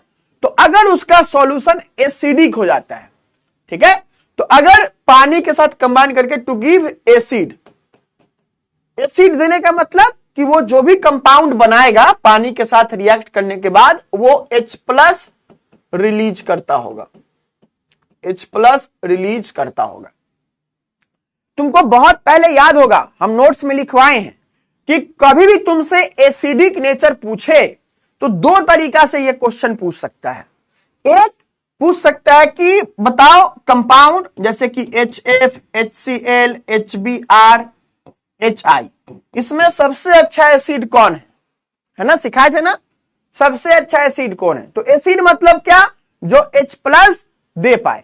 तो कौन H+ जल्दी दे पाएगा, जिसका बॉन्ड स्ट्रेंथ कम होगा, जिसका बॉन्ड लेंथ लंबा होगा, है ना। तो वो HI का था, तो वो आपको सबसे बेस्ट एसिड बन पाएगा। दूसरा क्वेश्चन इसी टाइप का रहता है, एसिडिक ऑक्साइड कौन ज्यादा एसिडिक ऑक्साइड है। तो उस पर हम लोग बात किए थे ऑक्सीडेशन स्टेट का। जैसे कि मान लो तुमको दिया हुआ है Cl2O7 और Cl2O3, इसमें कौन ज्यादा एसिडिक है ना, कौन ज्यादा एसिडिक है। ठीक है, तो ये तुमको कैसे पता करोगे, दो सेम ही एलिमेंट का ऑक्साइड दे दिया हुआ है, तो कैसे पता करोगे, तुम उसका ऑक्सीडेशन स्टेट निकालोगे। तो ज्यादा ऑक्सीडेशन स्टेट वाला ज्यादा एसिडिक होगा, कम ऑक्सीडेशन स्टेट वाला कम एसिडिक होगा। ठीक है, चलो इस बात को ध्यान रखना तुम। चलो आ जाओ, तो जो एसिड H+ रिलीज करे उसको क्या कहेंगे, एसिडिक ऑक्साइड। अब ऐसा ऑक्साइड जो वाटर के साथ कंबाइन करे, देखो सेम डेफिनेशन है, हम तुमको बता रहे हैं कि क्या इंपॉर्टेंट पॉइंट है बस, है ना। तो क्या मिले, तो गिव एसिड है ना, तो गिव बेस मिले। तो बेस मिलता नहीं है, कहने का मतलब ये होता है कि जो पानी में OH- आयन दे दे। ठीक है, क्या दे दे, OH- आयन दे दे। ठीक है, तो वो क्या करे, base they, is called basic oxide. क्या कहते हैं उसको, बेसिक ऑक्साइड। जनरली जो नॉन मेटल्स होता है वो एसिडिक ऑक्साइड बनाता है ना, नॉन मेटल्स। देखो ध्यान देना, हम जब भी ये सब बात बताएंगे ना तो हम एक वर्ड यूज करेंगे जनरली, क्योंकि हमेशा ये चीज सही नहीं होता है, तो इसीलिए हम लोग उसको मोस्ट ऑफ द जगह पे सही होता है, 90%, 95% जगह पे सही होता है, लेकिन कहीं कहीं पे सही नहीं भी होता है। ठीक है, चलो तो क्या है, बेसिक ऑक्साइड। अब तुमको हम एक चीज बताए थे कि डाउन द ग्रुप आते हैं तो मेटालिक कैरेक्टर बढ़ता है, बताए थे ना। तो जो मेटल की चीजें होती हैं बेसिक नेचर की होती है, लेकिन कुछ कुछ मेटल का ऑक्साइड एसिडिक भी नेचर उसका रहता है ना। जनरली मेटल्स, तो मेटल्स के ऑक्साइड बेसिक नेचर के होते हैं। मेटल्स के ऑक्साइड क्या होते हैं, बेसिक होते हैं।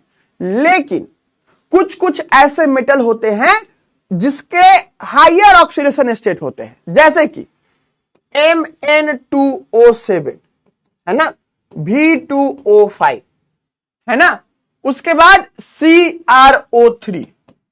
तो इसमें तुम देखो सबका ऑक्सीडेशन स्टेट निकालो। ये भी क्या है, मेटल है, वैनेडियम। ये Mn क्या है, मैंगनीज, मेटल है। ये Cr क्या है, क्रोमियम, मेटल है। सबका ऑक्सीडेशन स्टेट निकालो, कॉपी पे निकालो। मतलब क्या इंतजार कर रहे हो, अब इनविटेशन दे, नहीं, निकालो तुम अपना निकालो। हाँ अपना निकालते, ठीक है, दोनों आदमी मिलाएंगे। आओ, तो Mn का क्या हो जाएगा, +7, B का क्या हो जाएगा, +5, ऑक्सीजन का -2 ही लेना है। बताओ, अलग अलग चीजें हैं, लेकिन तुमको अभी तक मिला है क्या ऑक्सीजन का -2 के अलावा? इतने सारे कंपाउंड पढ़ लिए हो, है ना, तो मोस्ट जगह पे आपको -2 ही मिलेगा। तो अगर आप उस चीज को एक्सेप्ट कर रहे हो कि हाँ भाई 90% जगह पे -2 मिलेगा, सिलेबस में -2 ही हम लोग को ज्यादा देखने को मिलेगा, तो तुम्हारा सब चीज बनते रहेगा।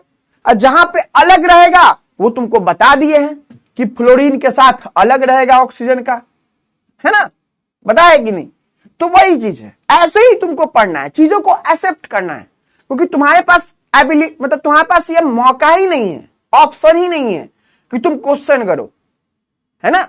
चलो, क्योंकि तुम इसका अगर जवाब पूछोगे तो उसका जवाब कोई और चीज से लिंक्ड होगा, उसका जवाब किसी और चीज से लिंक्ड होगा, है ना। तो वो एक चेन चलता है। आज यहां पे क्या होगा, +6। तो देख रहे हो सब कितना ज्यादा ऑक्सीडेशन स्टेट में है, हायर ऑक्सीडेशन स्टेट में। +6 +5 +7। तो जो भी मेटल्स के ऑक्साइड ना हायर ऑक्सीडेशन स्टेट में रहते हैं, metal oxides which are in higher oxidation state,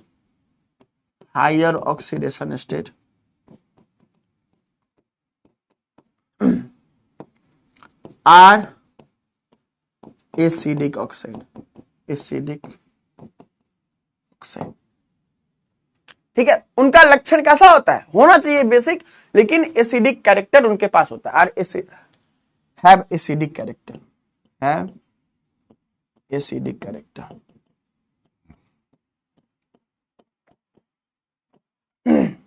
ठीक है, चल। An oxide which shows both acidic and basic, both acidic, ये मुंह है ना, वो होता है ना बच्चा सबके खेल में बैटिंग दोनों तरफ से करेगा, यही है। तो इसको कहते हैं हम लोग एम्फोटेरिक ऑक्साइड। क्या कहते हैं, एम्फोटेरिक ऑक्साइड। आज एक बच्चा भेजा है ना, लड़का था या लड़की हमको याद नहीं है ना, तो वो भेजा, वो बहुत सुंदर तरीके से, मतलब जो मेरे दिमाग में प्लान है कि कैसे हमको रिवीजन करवाना है, वो डिट्टो सेम तरीके से अभी तक जो भी पढ़ाए हैं पी ब्लॉक का, उसको 2 पेज में लिख करके वो रखा हुआ था। ठीक है, तो काफी अच्छा लगा देख करके। तो हम तुमको बताना चाह रहे थे कि एम्फोटेरिक लिखा रहेगा तो वहां पे बोथ एसिडिक एंड बेसिस हो गया है ना, basic nature, both acidic and basic nature. ठीक है, both acidic and basic character. जहां पे एसिडिक होगा वहां पे एसिड लिखना है, जहां पे बेसिक होगा वहां पे बेस लिखना है। तो ऐसा चीज करके तुमको लिखना है। चलो, an oxide which shows neither acidic nor basic character, ना तो एसिडिक नेचर शो करे ना तो बेसिक नेचर शो करे, उसको क्या कहते हैं, उसको हम लोग कहते हैं न्यूट्रल ऑक्साइड। क्या कहते हैं, आर कॉल्ड न्यूट्रल ऑक्साइड। ठीक है, तो यही चीज है। देखने में देखो पूरा बोर्ड भरा हुआ है, लेकिन पूरा बोर्ड में अगर अच्छे से तुम लिखोगे तो बहुत कम पॉइंट है जो कि मतलब याद रखने वाला है। चल आ जाओ जल्दी से बताओ क्या बताना है। अच्छा हाँ, ये न्यूट्रल ऑक्साइड याद रखना है ना, CO याद रखना ही तुमसे पूछता है एग्जाम में, NO और नाइट्रोजन का N2O, ये तीनों याद रखना, तुमको एग्जाम में पूछेगा, बहुत इंपॉर्टेंट है ये। ठीक है, इस चीज को याद रखना। एम्फोटेरिक ऑक्साइड का ट्रिक होता है, तुम वैसे पूरा याद रख सकते हो, लेकिन जो एग्जाम्पल तुमको याद रखना चाहिए, एल्युमिनियम का ऑक्साइड, ये इसका नेचर कैसा होता है, एम्फोटेरिक होता है। बहुत सारा है, तुम बहुत सारा याद रख सकते हो, बट तुम्हारे एनसीईआरटी में हिसाब से एक एग्जाम्पल दिया हुआ है, तो इसको याद रख लो, तुम्हारा काम हो जाना चाहिए। ठीक है, चलो इस बात को ध्यान रखना। चलो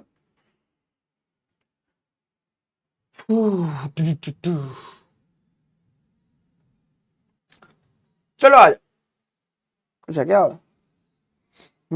सल्फर है, SO2 है ना? आज ओजोन है ना, ओजोन क्या होता है, O3 है ना। ओजोन क्या होता है, O3 होता है। O3 कहने का मतलब 2 O एक और O है ना, 3 O। ठीक है, तो O3 है। ये ओजोन क्या है, एलोट्रोपिक फॉर्म ऑफ ऑक्सीजन है। तो इस बात को ध्यान रखना, ऑब्जेक्टिव क्वेश्चन है। ये बहुत ज्यादा रिएक्टिव होता है। क्या होता है, बहुत रिएक्टिव। वो होते हैं ना हम लोग के घर के फूफा लोग है ना, जीजा जी लोग है ना, दामाद वाली कौम, बहुत रिएक्टिव होते हैं। कुछ कहो या ना कहो मुंह फूल जाता है उनका। ठीक है, तो उसी तरीके से अब ये फॉर्मेशन इसका कैसे होता है, ये थोड़ा सा दिक्कत वाला समय है। ठीक है, देखो तो ये एटमॉस्फेरिक ऑक्सीजन से है ना, जो एटमॉस्फेयर में ऑक्सीजन है, अलग अलग देखो अलग अलग तरीका है फॉर्मेशन का। एक लैब मेथड होता है, एक इंडस्ट्रियल मेथड होता है, एक नेचुरल मेथड होता है कि कैसे अपना फॉर्म हो रहा है। तो ध्यान देना कि जमीन के ये नीचे नहीं होता है, जहां पे सी लेवल कहते हैं, या फिर हम लोग को जमीन के लेवल पे ये नहीं मिलता है। कहां मिलता है? इस हाइट से लगभग 20 किलोमीटर ऊपर, 20 किलोमीटर ऊपर। वहां पे क्या होता है कि जो हम लोगों का एटमॉस्फेरिक ऑक्सीजन होता है formation, it is form by atmospheric oxygen.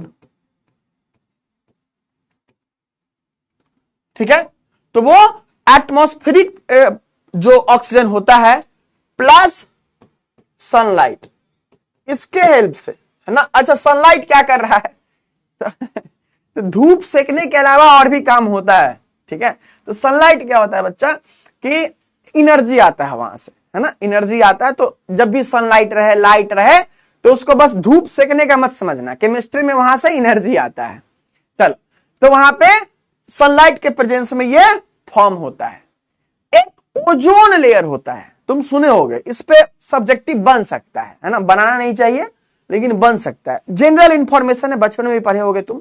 एक ओजोन लेयर होता है, ठीक है।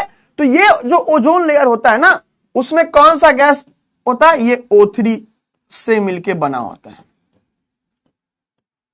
मिलकर बना होता है। अब तुम सुने होगे कि ओजोन लेयर में छेद हो गया था, है ना। वैसे छेद नहीं होता है, होल नहीं होता है। देखो, इतना मोटा हर जगह होगा लेयर, ओजोन का लेयर मान लो इतना मोटा हर जगह है, तो कहीं पे क्या है ना कि वो थोड़ा कम मोटा है, थोड़ा कम मोटा हो गया, मोटाई उसका कम हो गया, तो लोग कहते हैं वहां पे होल हो गया, छेद हो गया। ऐसा नहीं है, लेकिन ऐसा होता है। ठीक है, तो होता क्या है, ये जो ओजोन गैस होता है ना, तो जो ओजोन लेयर है, इस पे एक दो बात है कि ओजोन लेयर प्रोटेक्ट्स अस, है ना। ओजोन लेयर प्रोटेक्ट्स अस, हम लोगों को बचाता है ओजोन लेयर। किस चीज के लिए? प्रोटेक्ट्स अस फ्रॉम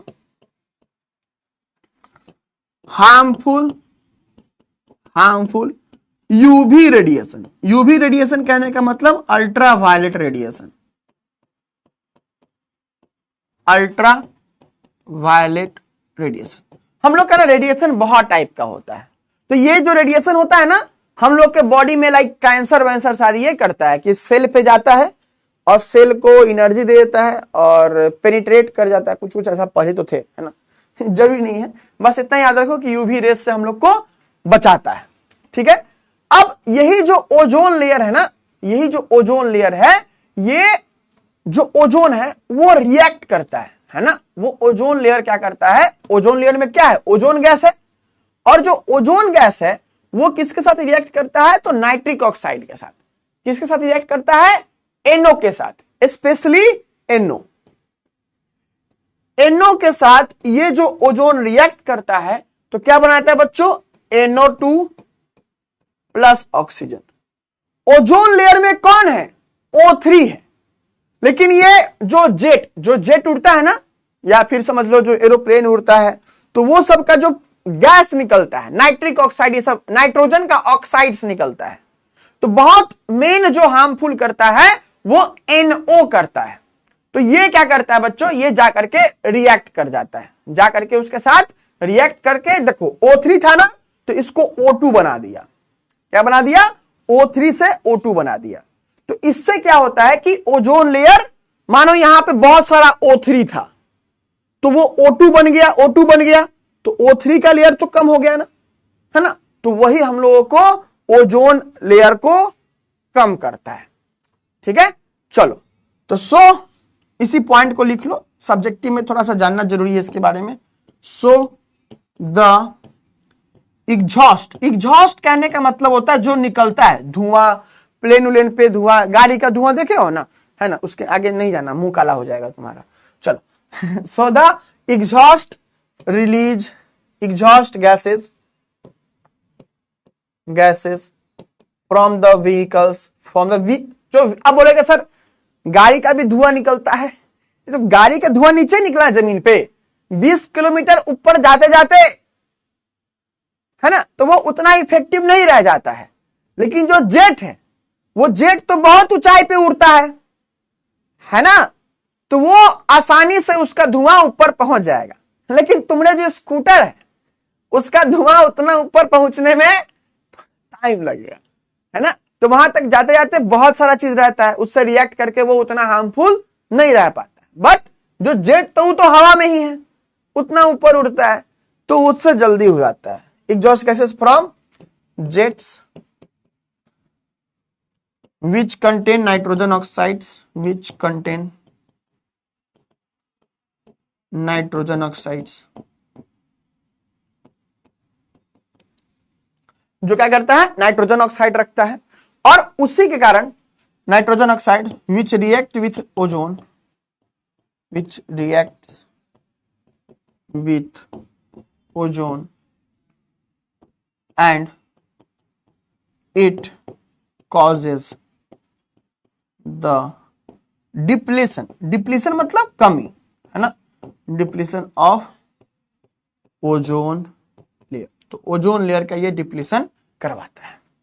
ठीक है, इस बात को ध्यान रखना। चलो, हाँ, जो कुछ कुछ कंपाउंड है, फ्रियॉन्स, है ना, एक कंपाउंड है ना, CCl2F2, हम लोग पढ़ेंगे ऑर्गेनिक केमिस्ट्री में, हैलो अल्केन्स में एक कंपाउंड है फ्रियॉन्स, और है ना, जो रेफ्रिजरेंट्स के लिए यूज होता है, मतलब जो फ्रिज में ठंडा किया जाता है ना, उसके लिए पहले यूज होता था। वहां पे कहां पे, जो स्प्रे होता है, जो परफ्यूम ये सब होता है, वो सब में भी यूज किया जाता है ये। तो ये भी ओजोन लेयर के डिप्लेशन में मदद करता है। ये सब कंपाउंड जो होता है घाटा करता है, तो इसीलिए ये सबको चेंज कर दिया गया है। अभी के जो नया नया फ्रिज आता है वहां पे ये सब में नहीं रहता है।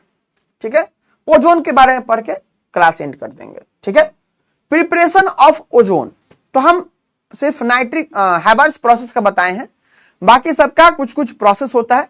ये उतना इंपॉर्टेंट नहीं है ना, एक स्टार है, उतना इंपॉर्टेंट नहीं है टॉपिक, लेकिन थोड़ा सा जान लो, है ना, थोड़ा सा जान लो।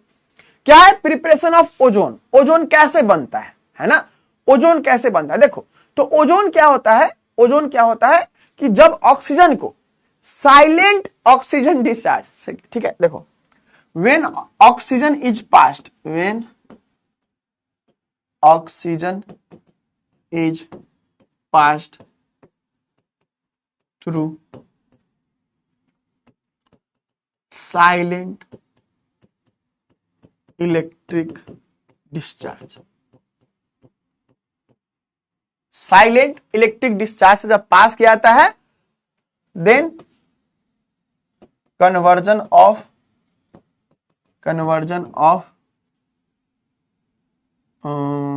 Oxygen to ozone takes place. ठीक है, तो ये टेक्स प्लेस करता है। इसमें क्या होता है बच्चों, इसमें क्या होता है कि ऑक्सीजन है, ये तुम्हारा क्या है, एलोट्रोपिक फॉर्म ही तो है, तो ये बनता है तुम्हारा O3, बैलेंस कर दो 3O2 2O3, और ये जो रिएक्शन है, देख रहे हो, तुमको एनर्जी देना पड़ रहा है, तो डेल H पॉजिटिव होता है। जो रिएक्शन करवाने पे एनर्जी निकले वो रिएक्शन अपने आप होता है, स्पॉन्टेनियस प्रोसेस, है ना। जो रिएक्शन करवाने पे तुमको एनर्जी देना पड़े वो तुम्हारा, उसमें यहां पे क्या होगा, डेल H पॉजिटिव है ना। याद है ना, सिखाए थे कि जहां पे डेल G निगेटिव हो वो स्पॉन्टेनियस प्रोसेस, अपने आप होगा, है ना। जैसे कि तुम्हारा सोना है कि नहीं, अपने आप होगा, कोई मेहनत नहीं लग रहा है। लेकिन जैसे तुम किताब के सामने आते हो, जैसे तुम PW ऐप के सामने आते हो, बाकी सब ऐप तो ठीक है, PW जैसे ही तुम PW ऐप के पास आते हो, तुम्हारा है ना बहुत मेहनत लगाना पड़ता है कि नहीं, सच बताना। अब देखो O3 जो है, O3 ओजोन, ओजोन क्या है, ये इज थर्मोडायनामिकली अनस्टेबल है। कली क्या है, अनस्टेबल है। ओजोन क्या है, थर्मोडायनामिकली अनस्टेबल है ना, कि जो भी हम लोग का ओजोन रहता है ये अनस्टेबल है। किसके रेस्पेक्ट में, तो विथ रेस्पेक्ट टू ऑक्सीजन। किसी ना किसी के रेस्पेक्ट में, विथ रेस्पेक्ट टू ऑक्सीजन। मतलब कौन ज्यादा स्टेबल है बच्चों? तुम्हारा ऑक्सीजन ज्यादा स्टेबल है। सबसे पहला पॉइंट पढ़े थे ना, ओजोन बहुत रिएक्टिव है। ठीक है, तो पॉइंट क्या होता है? पॉइंट क्या होता है, ये जो O3 है ना, ये O3 है ना, ये टूटेगा तो किस में टूटेगा? O2 प्लस ऑक्सीजन में टूटता है।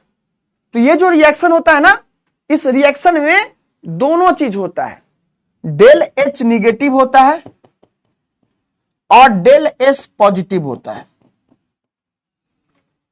ठीक है, और यही चीज तुम्हारा क्या है? डेल G को यही तो चाहिए, डेल G निगेटिव होने के लिए यही तो चाहिए। बताओ डेल G क्या था value? Del H minus T del S। ये हम लोग पढ़े थे इलेक्ट्रोकेमिस्ट्री में। टेम्परेचर हमेशा पॉजिटिव बच्चा, डेल H का वैल्यू निगेटिव होता है, सॉरी पॉजिटिव होता है, तो ये भी पॉजिटिव, ये भी पॉजिटिव, तो ये वैल्यू क्या आएगा? निगेटिव। और डेल H भी निगेटिव, यानी कि सारा टर्म निगेटिव, ये भी निगेटिव आया। टेम्परेचर पॉजिटिव है, डेल S भी पॉजिटिव है, तो positive into positive, positive term और आगे निगेटिव लगा है, तो निगेटिव निगेटिव ही टर्म हो गया। तो बहुत ज्यादा डेल G का वैल्यू निगेटिव देता है, तो इसीलिए ये अपने आप हो जाता है। ठीक है, तो इस बात को ध्यान रखना। ठीक है, इस बात को ध्यान रखना कि ओजोन से O2 में कन्वर्जन हो जाता है, और ये रिएक्शन बहुत एक्सप्लोसिव भी हो सकता है। क्योंकि बहुत अच्छा, कोई एक्सप्लोसिव क्यों होगा? क्योंकि बहुत ज्यादा एनर्जी रिलीज होगा, है ना। अब यहां पे एक और सवाल है, इस जो ऑक्सीजन को कहते हैं ना, जो ऑक्सीजन रिलीज हुआ, इस ऑक्सीजन को कहते हैं नैसेंट ऑक्सीजन। क्या कहते हैं बच्चों? नैसेंट ऑक्सीजन। नैसेंट ऑक्सीजन, जिसके बारे में हम लोग बाद में बात करेंगे। इसका कुछ कुछ लक्षण होता है जो कि हम लोग को जानना जरूरी है। ठीक है, इसका कुछ कुछ लक्षण होता है जो कि हम लोग को जानना जरूरी है, तो बाद में हम इसके बारे में पढ़ाई लिखाई करेंगे। ठीक है, मोस्टली तुम्हारा पार्ट ये भी तुमको नहीं पूछना चाहिए, बट हाँ पूछ दिया अगर, तो तुमको सारी पॉइंट्स हम दे दिए हैं। अब एक ये चीज देख लो, है ना, 2 पेज और है ना, उतना कुछ खास नहीं है ना, 3 पेज और है बच्चा, पढ़ लो, उतना कुछ खास नहीं है, इंफॉर्मेशन ही है। अब ये देखो, ऑक्सीजन का स्ट्रक्चर इंपॉर्टेंट है। ठीक है, तो देखो ये ऑक्सीजन है ना, एक सेकेंड रुक जाओ, बोलिए ना।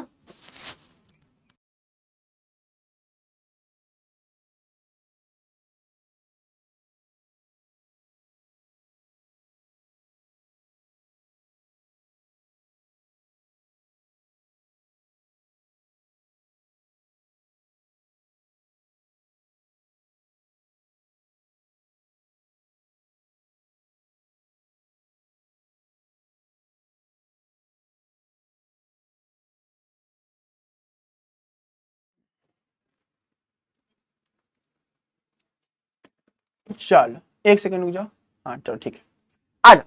तो ये O3 जो है, O3 का स्ट्रक्चर ऐसा होता है, O3 का स्ट्रक्चर ऐसा होता है। इसमें इंपॉर्टेंट बात क्या है कि तुमको इस बात को ध्यान रखना है कि इसमें जो ऑक्सीजन ऑक्सीजन बॉन्ड लेंथ है, O bond length is same, bond length is same. ठीक है, O बॉन्ड लेंथ सेम होता है। ठीक है, और इस बात को ध्यान रखना कि इसको हम लोग कहते हैं ड्यू टू रेजोनेंस, है ना, ये चीज रट लो, है ना, इसमें हम तुम्हारी मदद नहीं कर सकते। ड्यू टू रेजोनेंस, है ना, रेजोनेंस कोचिंग वाला मत समझना। रेजोनेंस एक फेनोमेना है जो हम लोग ऑर्गेनिक केमिस्ट्री में पढ़ते हैं, डिटेल जरूरत नहीं पड़ता है, बट फिर भी थोड़ा मोड़ा हम बताएंगे वहां पे, अभी के लिए रट लो, है ना। तो होता क्या है कि ये दोनों बॉन्ड बराबर बराबर होता है, ऐसे ऐसे रहता है। खैर अभी मत बनाओ, ऐसे स्ट्रक्चर है, याद कर लो इस लाइन को, ड्यू टू रेजोनेंस बराबर होता है। ये बहुत जगह पे यूज होता है ना, यूज्ड एज डिसइंफेक्टेंट। खैर हम यूज बताएंगे बाद में, यूज मत लिखो अभी, ये यूज वाला पॉइंट काट दो। क्यों सर? क्योंकि हम यूज एक साथ लिखवाएंगे सबका, ताकि तुम रिवीजन करने में आसानी हो तुमको। ठीक है, रिवीजन करने में आसानी हो। चलो ये चीज जान लो, ओ बॉन्ड लेंथ सेम होता है ना। चलो कहां, कहीं नहीं, थोड़ा सा और है, बस जान लो, इंफॉर्मेशन है, अगर समझाने वाला रहता तो हम नहीं बोलते। चल सल्फर, सल्फर बच्चा, पूरे सल्फर में आपको दो ही बात इंपॉर्टेंट है आपके बोर्ड, बिहार बोर्ड के पॉइंट ऑफ के अकॉर्डिंग। कौन सा? तो आपके लिए इंपॉर्टेंट क्या है? ये वाला। दो एलोट्रोपिक फॉर्म होता है, एक होता है अल्फा सल्फर, एक होता है बीटा सल्फर। इसको मोनोक्लिनिक सल्फर भी कहते हैं और रोम्बिक, येलो रोम्बिक सल्फर भी कहते हैं। ठीक है, चलो ध्यान देना कि जो बीटा फॉर्म है, जो अल्फा सल्फर है, अल्फा सल्फर और बीटा सल्फर, ये दोनों एक दूसरे में कन्वर्ट होते रहता है। ठीक है, तो वो कन्वर्ट क्या होता है कि 369 से अगर नीचे रहेगा, है ना, यहां पर टेम्परेचर ऐसे, तो अगर 369 से नीचे रहेगा, है ना, अगर 369 डिग्री से नीचे रहेगा तो क्या होगा? 369 केल्विन से अगर टेम्परेचर नीचे रहेगा तो अल्फा सल्फर होगा। 369 से नीचे तो अल्फा सल्फर रहेगा। जैसे ही 369 से ऊपर जाएगा, जैसे ही 369 से ऊपर जाता है, बीटा सल्फर में कन्वर्ट हो जाता है। ठीक है, जैसे ही 369 से ऊपर जाता है, 369 से ऊपर जाएगा तो बीटा सल्फर हो जाता है। और 369 पे दोनों स्टेबल रहता है, दोनों फॉर्म स्टेबल रहता है। कैसे याद रखोगे? भूल जाओगे तुम, हमको पता है। तो देखो, अल्फा में क्या है? ए है, अल्फा ऐसे लिखते हो। बीटा क्या है? बी से लिखते हो, है ना। तो पहले कौन आता है? पहले ए आता है, और ए आता है तो पहले 369 पे तो समझ गए सेम रहता है, तो 69 से कम यानी कि ए आया पहले, 369 के बाद यानी कि बी आया। कितना प्यारा है, देखो तुम ही देखो, तुम भूल जाओगे लास्ट में, हमको पता है। तो ए 369, बी मतलब बीटा, ए मतलब अल्फा। तो 369 के पहले है अल्फा, तो कम वाला स्टेबल होगा अल्फा सल्फर, और 369 के बाद है बीटा, ए के बाद आता है बी, तो ज्यादा वाला यहां स्टेबल है। तुम ऐसे याद रख सकते हो, तुमको हेल्प मिलेगा। ठीक है, तो इसको हम बॉक्स कर देते हैं कि ट्रिक। अब इसी चीज को, ट्रिक को लिख थोड़े सकते हैं बुआ, है ना, लिख नहीं सकते। चलो, वेपर स्टेट में किस फॉर्म में एग्जिस्ट करता है? तो S2 के फॉर्म में। और ये क्या होता है? पैरामैग्नेटिक होता है। रीजन क्या है कि इसके दो इलेक्ट्रॉन्स अनपेयर्ड होते हैं। ऑक्सीजन का भी सेम कहानी है। इन एंटी बॉन्डिंग मॉलिक्यूलर ऑर्बिटल, तो एंटी बॉन्डिंग ऑर्बिटल को ऐसे रिप्रेजेंट करते हैं। हम इसको नहीं समझाएंगे, इसको तुमको याद करना है, क्यों पैरामैग्नेटिक है। इंपॉर्टेंट क्वेश्चन है ये। ठीक है, चलो, तो इस बात को ध्यान रखना। चलो, अब ये देखो, सल्फर तुमको दिखाए थे ना, S8 के फॉर्म में रहता है, तो ये S8 है, इस फॉर्म में एग्जिस्ट करता है। तो इसको क्या कहते हैं ना, ये इंपॉर्टेंट नाम है। देख रहे हो, राजा का मुकुट की तरह, मानो इसके नीचे हम बैठेंगे, देखो लग रहा है ना कि मुकुट जैसा कुछ है कि नहीं? तुम अपने माथा पे भी रख सकते हो, कोई दिक्कत नहीं। तो ये कैसा शेप होता है? क्राउन से। कैसा शेप होता है? क्राउन से। ठीक है, राजा का मुकुट की तरह क्या होता है? क्राउन शेप होता है। ठीक है, और ये S6 के फॉर्म में भी होता है, ये इसको चेयर शेप कहते हैं, बट ये उतना फेमस नहीं है। ये उतना फेमस नहीं है, ये वाला फेमस है। ये तुमको बनाने भी आना चाहिए। कैसे बनाओगे? कॉपी में देखो कितना है, ऊपर में 1 2 3 4, और नीचे में क्या करोगे? ऐसे ऐसे ऐसे ऐसे ऐसे, लो बन गया तुम्हारा। ठीक है, तो ऊपर में 4, तो 1 2 3, है ना, 5 आ गया, 5 6 7 8। ठीक है, तो ऐसे बना लेना। ये चेयर फॉर्म भी बना लोगे तुम, है ना, चेयर फॉर्म भी बना लोगे। इंपॉर्टेंट कौन है? ये वाला, ये याद रहना चाहिए। चल, अब एक ये है ना, सल्फर डाइऑक्साइड। इसमें तुमको यही बात याद रखना है कि जो सल्फर डाइऑक्साइड होता है तुम्हारा, वो क्या होता है? SO2 प्लस क्या वाटर के साथ रिएक्ट करता है ना, क्या है? वाटर के साथ रिएक्ट करेगा, तो बताओ क्या बनेगा? सबको जोड़ दो, तो H2SO3। है ना, ये बनाता है। यही एक इंपॉर्टेंट बात है। तुमको लग रहा है कि ये H+ रिलीज कर सकता है। जो सल्फर डाइऑक्साइड है ये एंगुलर शेप का होता है, रेजोनेंस हाइब्रिड होता है, जो तुमको O3 भी है। सेम उसी तरीके का लक्षण है, यहां भी वही बात है। ये देख रहे हो, तो ये दो फॉर्म में एग्जिस्ट करता है ऑफ टू कैनोनिकल फॉर्म, तो इसको कहते हैं कैनोनिकल फॉर्म। हम लोग ऑर्गेनिक केमिस्ट्री में इसके बारे में पढ़ेंगे। रटना है रट सकते हो, ध्यान रखो, कॉपी में रहना चाहिए। जब समझाएंगे ऑर्गेनिक केमिस्ट्री में तो तुमको चीजें याद आ जानी चाहिए कि हाँ जी वहां पे सर कुछ ऐसा अंग्रेजी में बोले थे जो हमको हिंदी में समझ में नहीं आया था। ठीक है, चलो, तो ये कुछ कुछ बातें हैं। हम लोग अब इसके बाद नेक्स्ट क्लास में पढ़ेंगे सल्फ्यूरिक एसिड, 2-3 गो है और भी चीज है। देखो नेक्स्ट क्लास में चैप्टर खत्म। अरे एक इंपॉर्टेंट चीज है, अरे कोई बात नहीं, इसको पढ़ लेंगे। एक ये रिएक्शन है जो तुमको क्वेश्चन में मिलता होगा PYQ में, है ना, है, आराम से हम लोग खत्म करेंगे, कोई दिक्कत नहीं है। नेक्स्ट क्लास में ध्यान देना, नेक्स्ट क्लास में क्वेश्चन प्रैक्टिस होगा। नेक्स्ट क्लास से क्वेश्चन प्रैक्टिस चालू हो जाएगा इस चैप्टर का। तो हम 1.5 घंटे का क्लास होता है ना, तो 1 घंटे पढ़ा लेंगे, 1 घंटे पढ़ा लेंगे और लास्ट के 30 मिनट क्वेश्चन प्रैक्टिस कर लेंगे। ठीक है, मेरा प्लान है तीनों क्लास ले लेने का इसी चैप्टर का, कि तुम्हारा क्वेश्चन प्रैक्टिस साथ में हो जाए। ठीक है, तुम्हारा रिवीजन के बारे में जो भी बोले थे, कितना टाइम हो रहा है, 32 हो गया, तो टाइम तो 1.5 घंटा लिया। रिवीजन के बारे में जो भी बोले थे, ये रिवीजन वाली चीजें भी स्टार्ट हो जाएंगी। हम कैप्सूल सीरीज यूट्यूब पे अभी नहीं ला सकते हैं, मजबूरी है मेरा, क्योंकि वो जब हाफ ईयरली एग्जाम आएगा तब हम उसको लाएंगे। ठीक है, थोड़ा सा रहता है, थोड़ा सा यार समस्या है, थोड़ा सा समझो। बट इसका मतलब ये नहीं कि हम तुम्हारा रिवीजन नहीं करवाएंगे। ऐप पर ही जैसे ही तुम्हारा ये चैप्टर कंप्लीट होगा, तुम्हारा चैप्टर 1 से रिवीजन चालू हो जाएगा। ये चैप्टर कंप्लीट हो जाने दो, चैप्टर 1 से रिवीजन तुम्हारा चालू हो जाएगा। हम यहीं पे लाएंगे, हमको ज्यादा टाइम नहीं लगेगा तुमको रिवाइज करवाने में। 20 मिनट 25 मिनट ज्यादा से ज्यादा लगेगा रिवाइज करवाने में।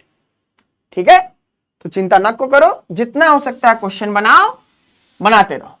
ठीक है, चलो, और उसके बाद हाँ, शाम को बैटल सेशन है ना, शाम को पहुंच जाना कॉपी किताब लेकर के शाम को हम लोगों के चैनल पे। ठीक है, तो तुम लोग को लाइव करना है ना, तुम लोग को लाइव पता नहीं क्यों नहीं करते हो, है ना। हम लोग तुम्हारा टाइम वेस्ट तो करते नहीं है बाकी दूसरे लोगों की तरह, लाइव करना चाहिए तुमको। ठीक है, तो आ जाना, फिजिक्स का क्वेश्चंस भी होगा, केमिस्ट्री का क्वेश्चंस भी होगा, है ना। तो ऐसी ऐसी चीजें, हाँ जी। ठीक है, तो पहुंच जाना। और उसके बाद डाउट पूछने का तरीका बताए है ना, तो डाउट पूछने का तरीका, अगर कोई डाउट होगा तुम वैसे ही लिखना, है ना, डाउट होगा वैसे ही लिखना। ध्यान देना, तुम क्वेश्चन प्रैक्टिस कर लोगे, तुमको कोई दिक्कत नहीं होगा, विश्वास रखो। 3 दिन और दो, 3 दिन और दो तुमको। अगर तुम पूरा P ब्लॉक पढ़े होगे तो तुमको दिक्कत नहीं होगा। ठीक है, तुम ही ये बात बताओगे, तुम ही ये बात बताओगे, तुमको दिक्कत नहीं होगा। बट पेशेंस रखो, ठीक है, पेशेंस रखो। ओके आदिल, चलिए, thank you everyone, bye bye, मिलते हैं फिर नेक्स्ट क्लास में। ठीक है, वीडियो कॉल, अरे आज नहा के नहीं आए ना हम, आज हम थोड़े से अच्छे नहीं लग रहे हैं, तो हम क्या करेंगे ना, नेक्स्ट डे हम किसी एक दिन, है ना, 32 तारीख को, है ना, 13वां महीना में क्या करेंगे हम, है ना, नहा के आएंगे उस दिन। तो उस दिन क्या होगा, उस दिन हम लोग वीडियो कॉल करेंगे। हाँ, तुम लोग तो अच्छे दिखते हो, हम ही नहीं दिखेंगे तो क्या फायदा, है ना। तो वीडियो कॉल इसीलिए हम नहीं करते हैं, क्लियर। हाँ, हंसते हंसते रहो, ठीक है, हंसते रहो, इतना टेंशन ना लो। जैसा क्या होगा, एग्जाम ही तो है ना, एग्जाम ही तो है। 32 नहीं आता क्या, अरे आता है। चलो, thank you everyone, bye bye. हाँ, थोड़ा हंसते रहो, इतना नहीं सीरियस लो पढ़ाई को, लेना है बुड़बक, मजाक में कह रहे हैं कि नहीं लेना है। ठीक है, जब भी कह रहे पढ़ाई को सीरियस मत लो, तुम समझना लेना है। ठीक है, बस ऐसे ही कह रहे हैं तुम्हारा मन रखने के लिए कि नहीं लेना है। सॉन्ग सुनोगे, अभी नहीं याद किए हुए हैं, लेकिन हम तुमको गाना सुनाएंगे, तुम्हारे बैच में गाना सुनाएंगे हम। ठीक है, किसी दिन सुनाएंगे। चलो, थैंक यू एवरीवन, प्लीज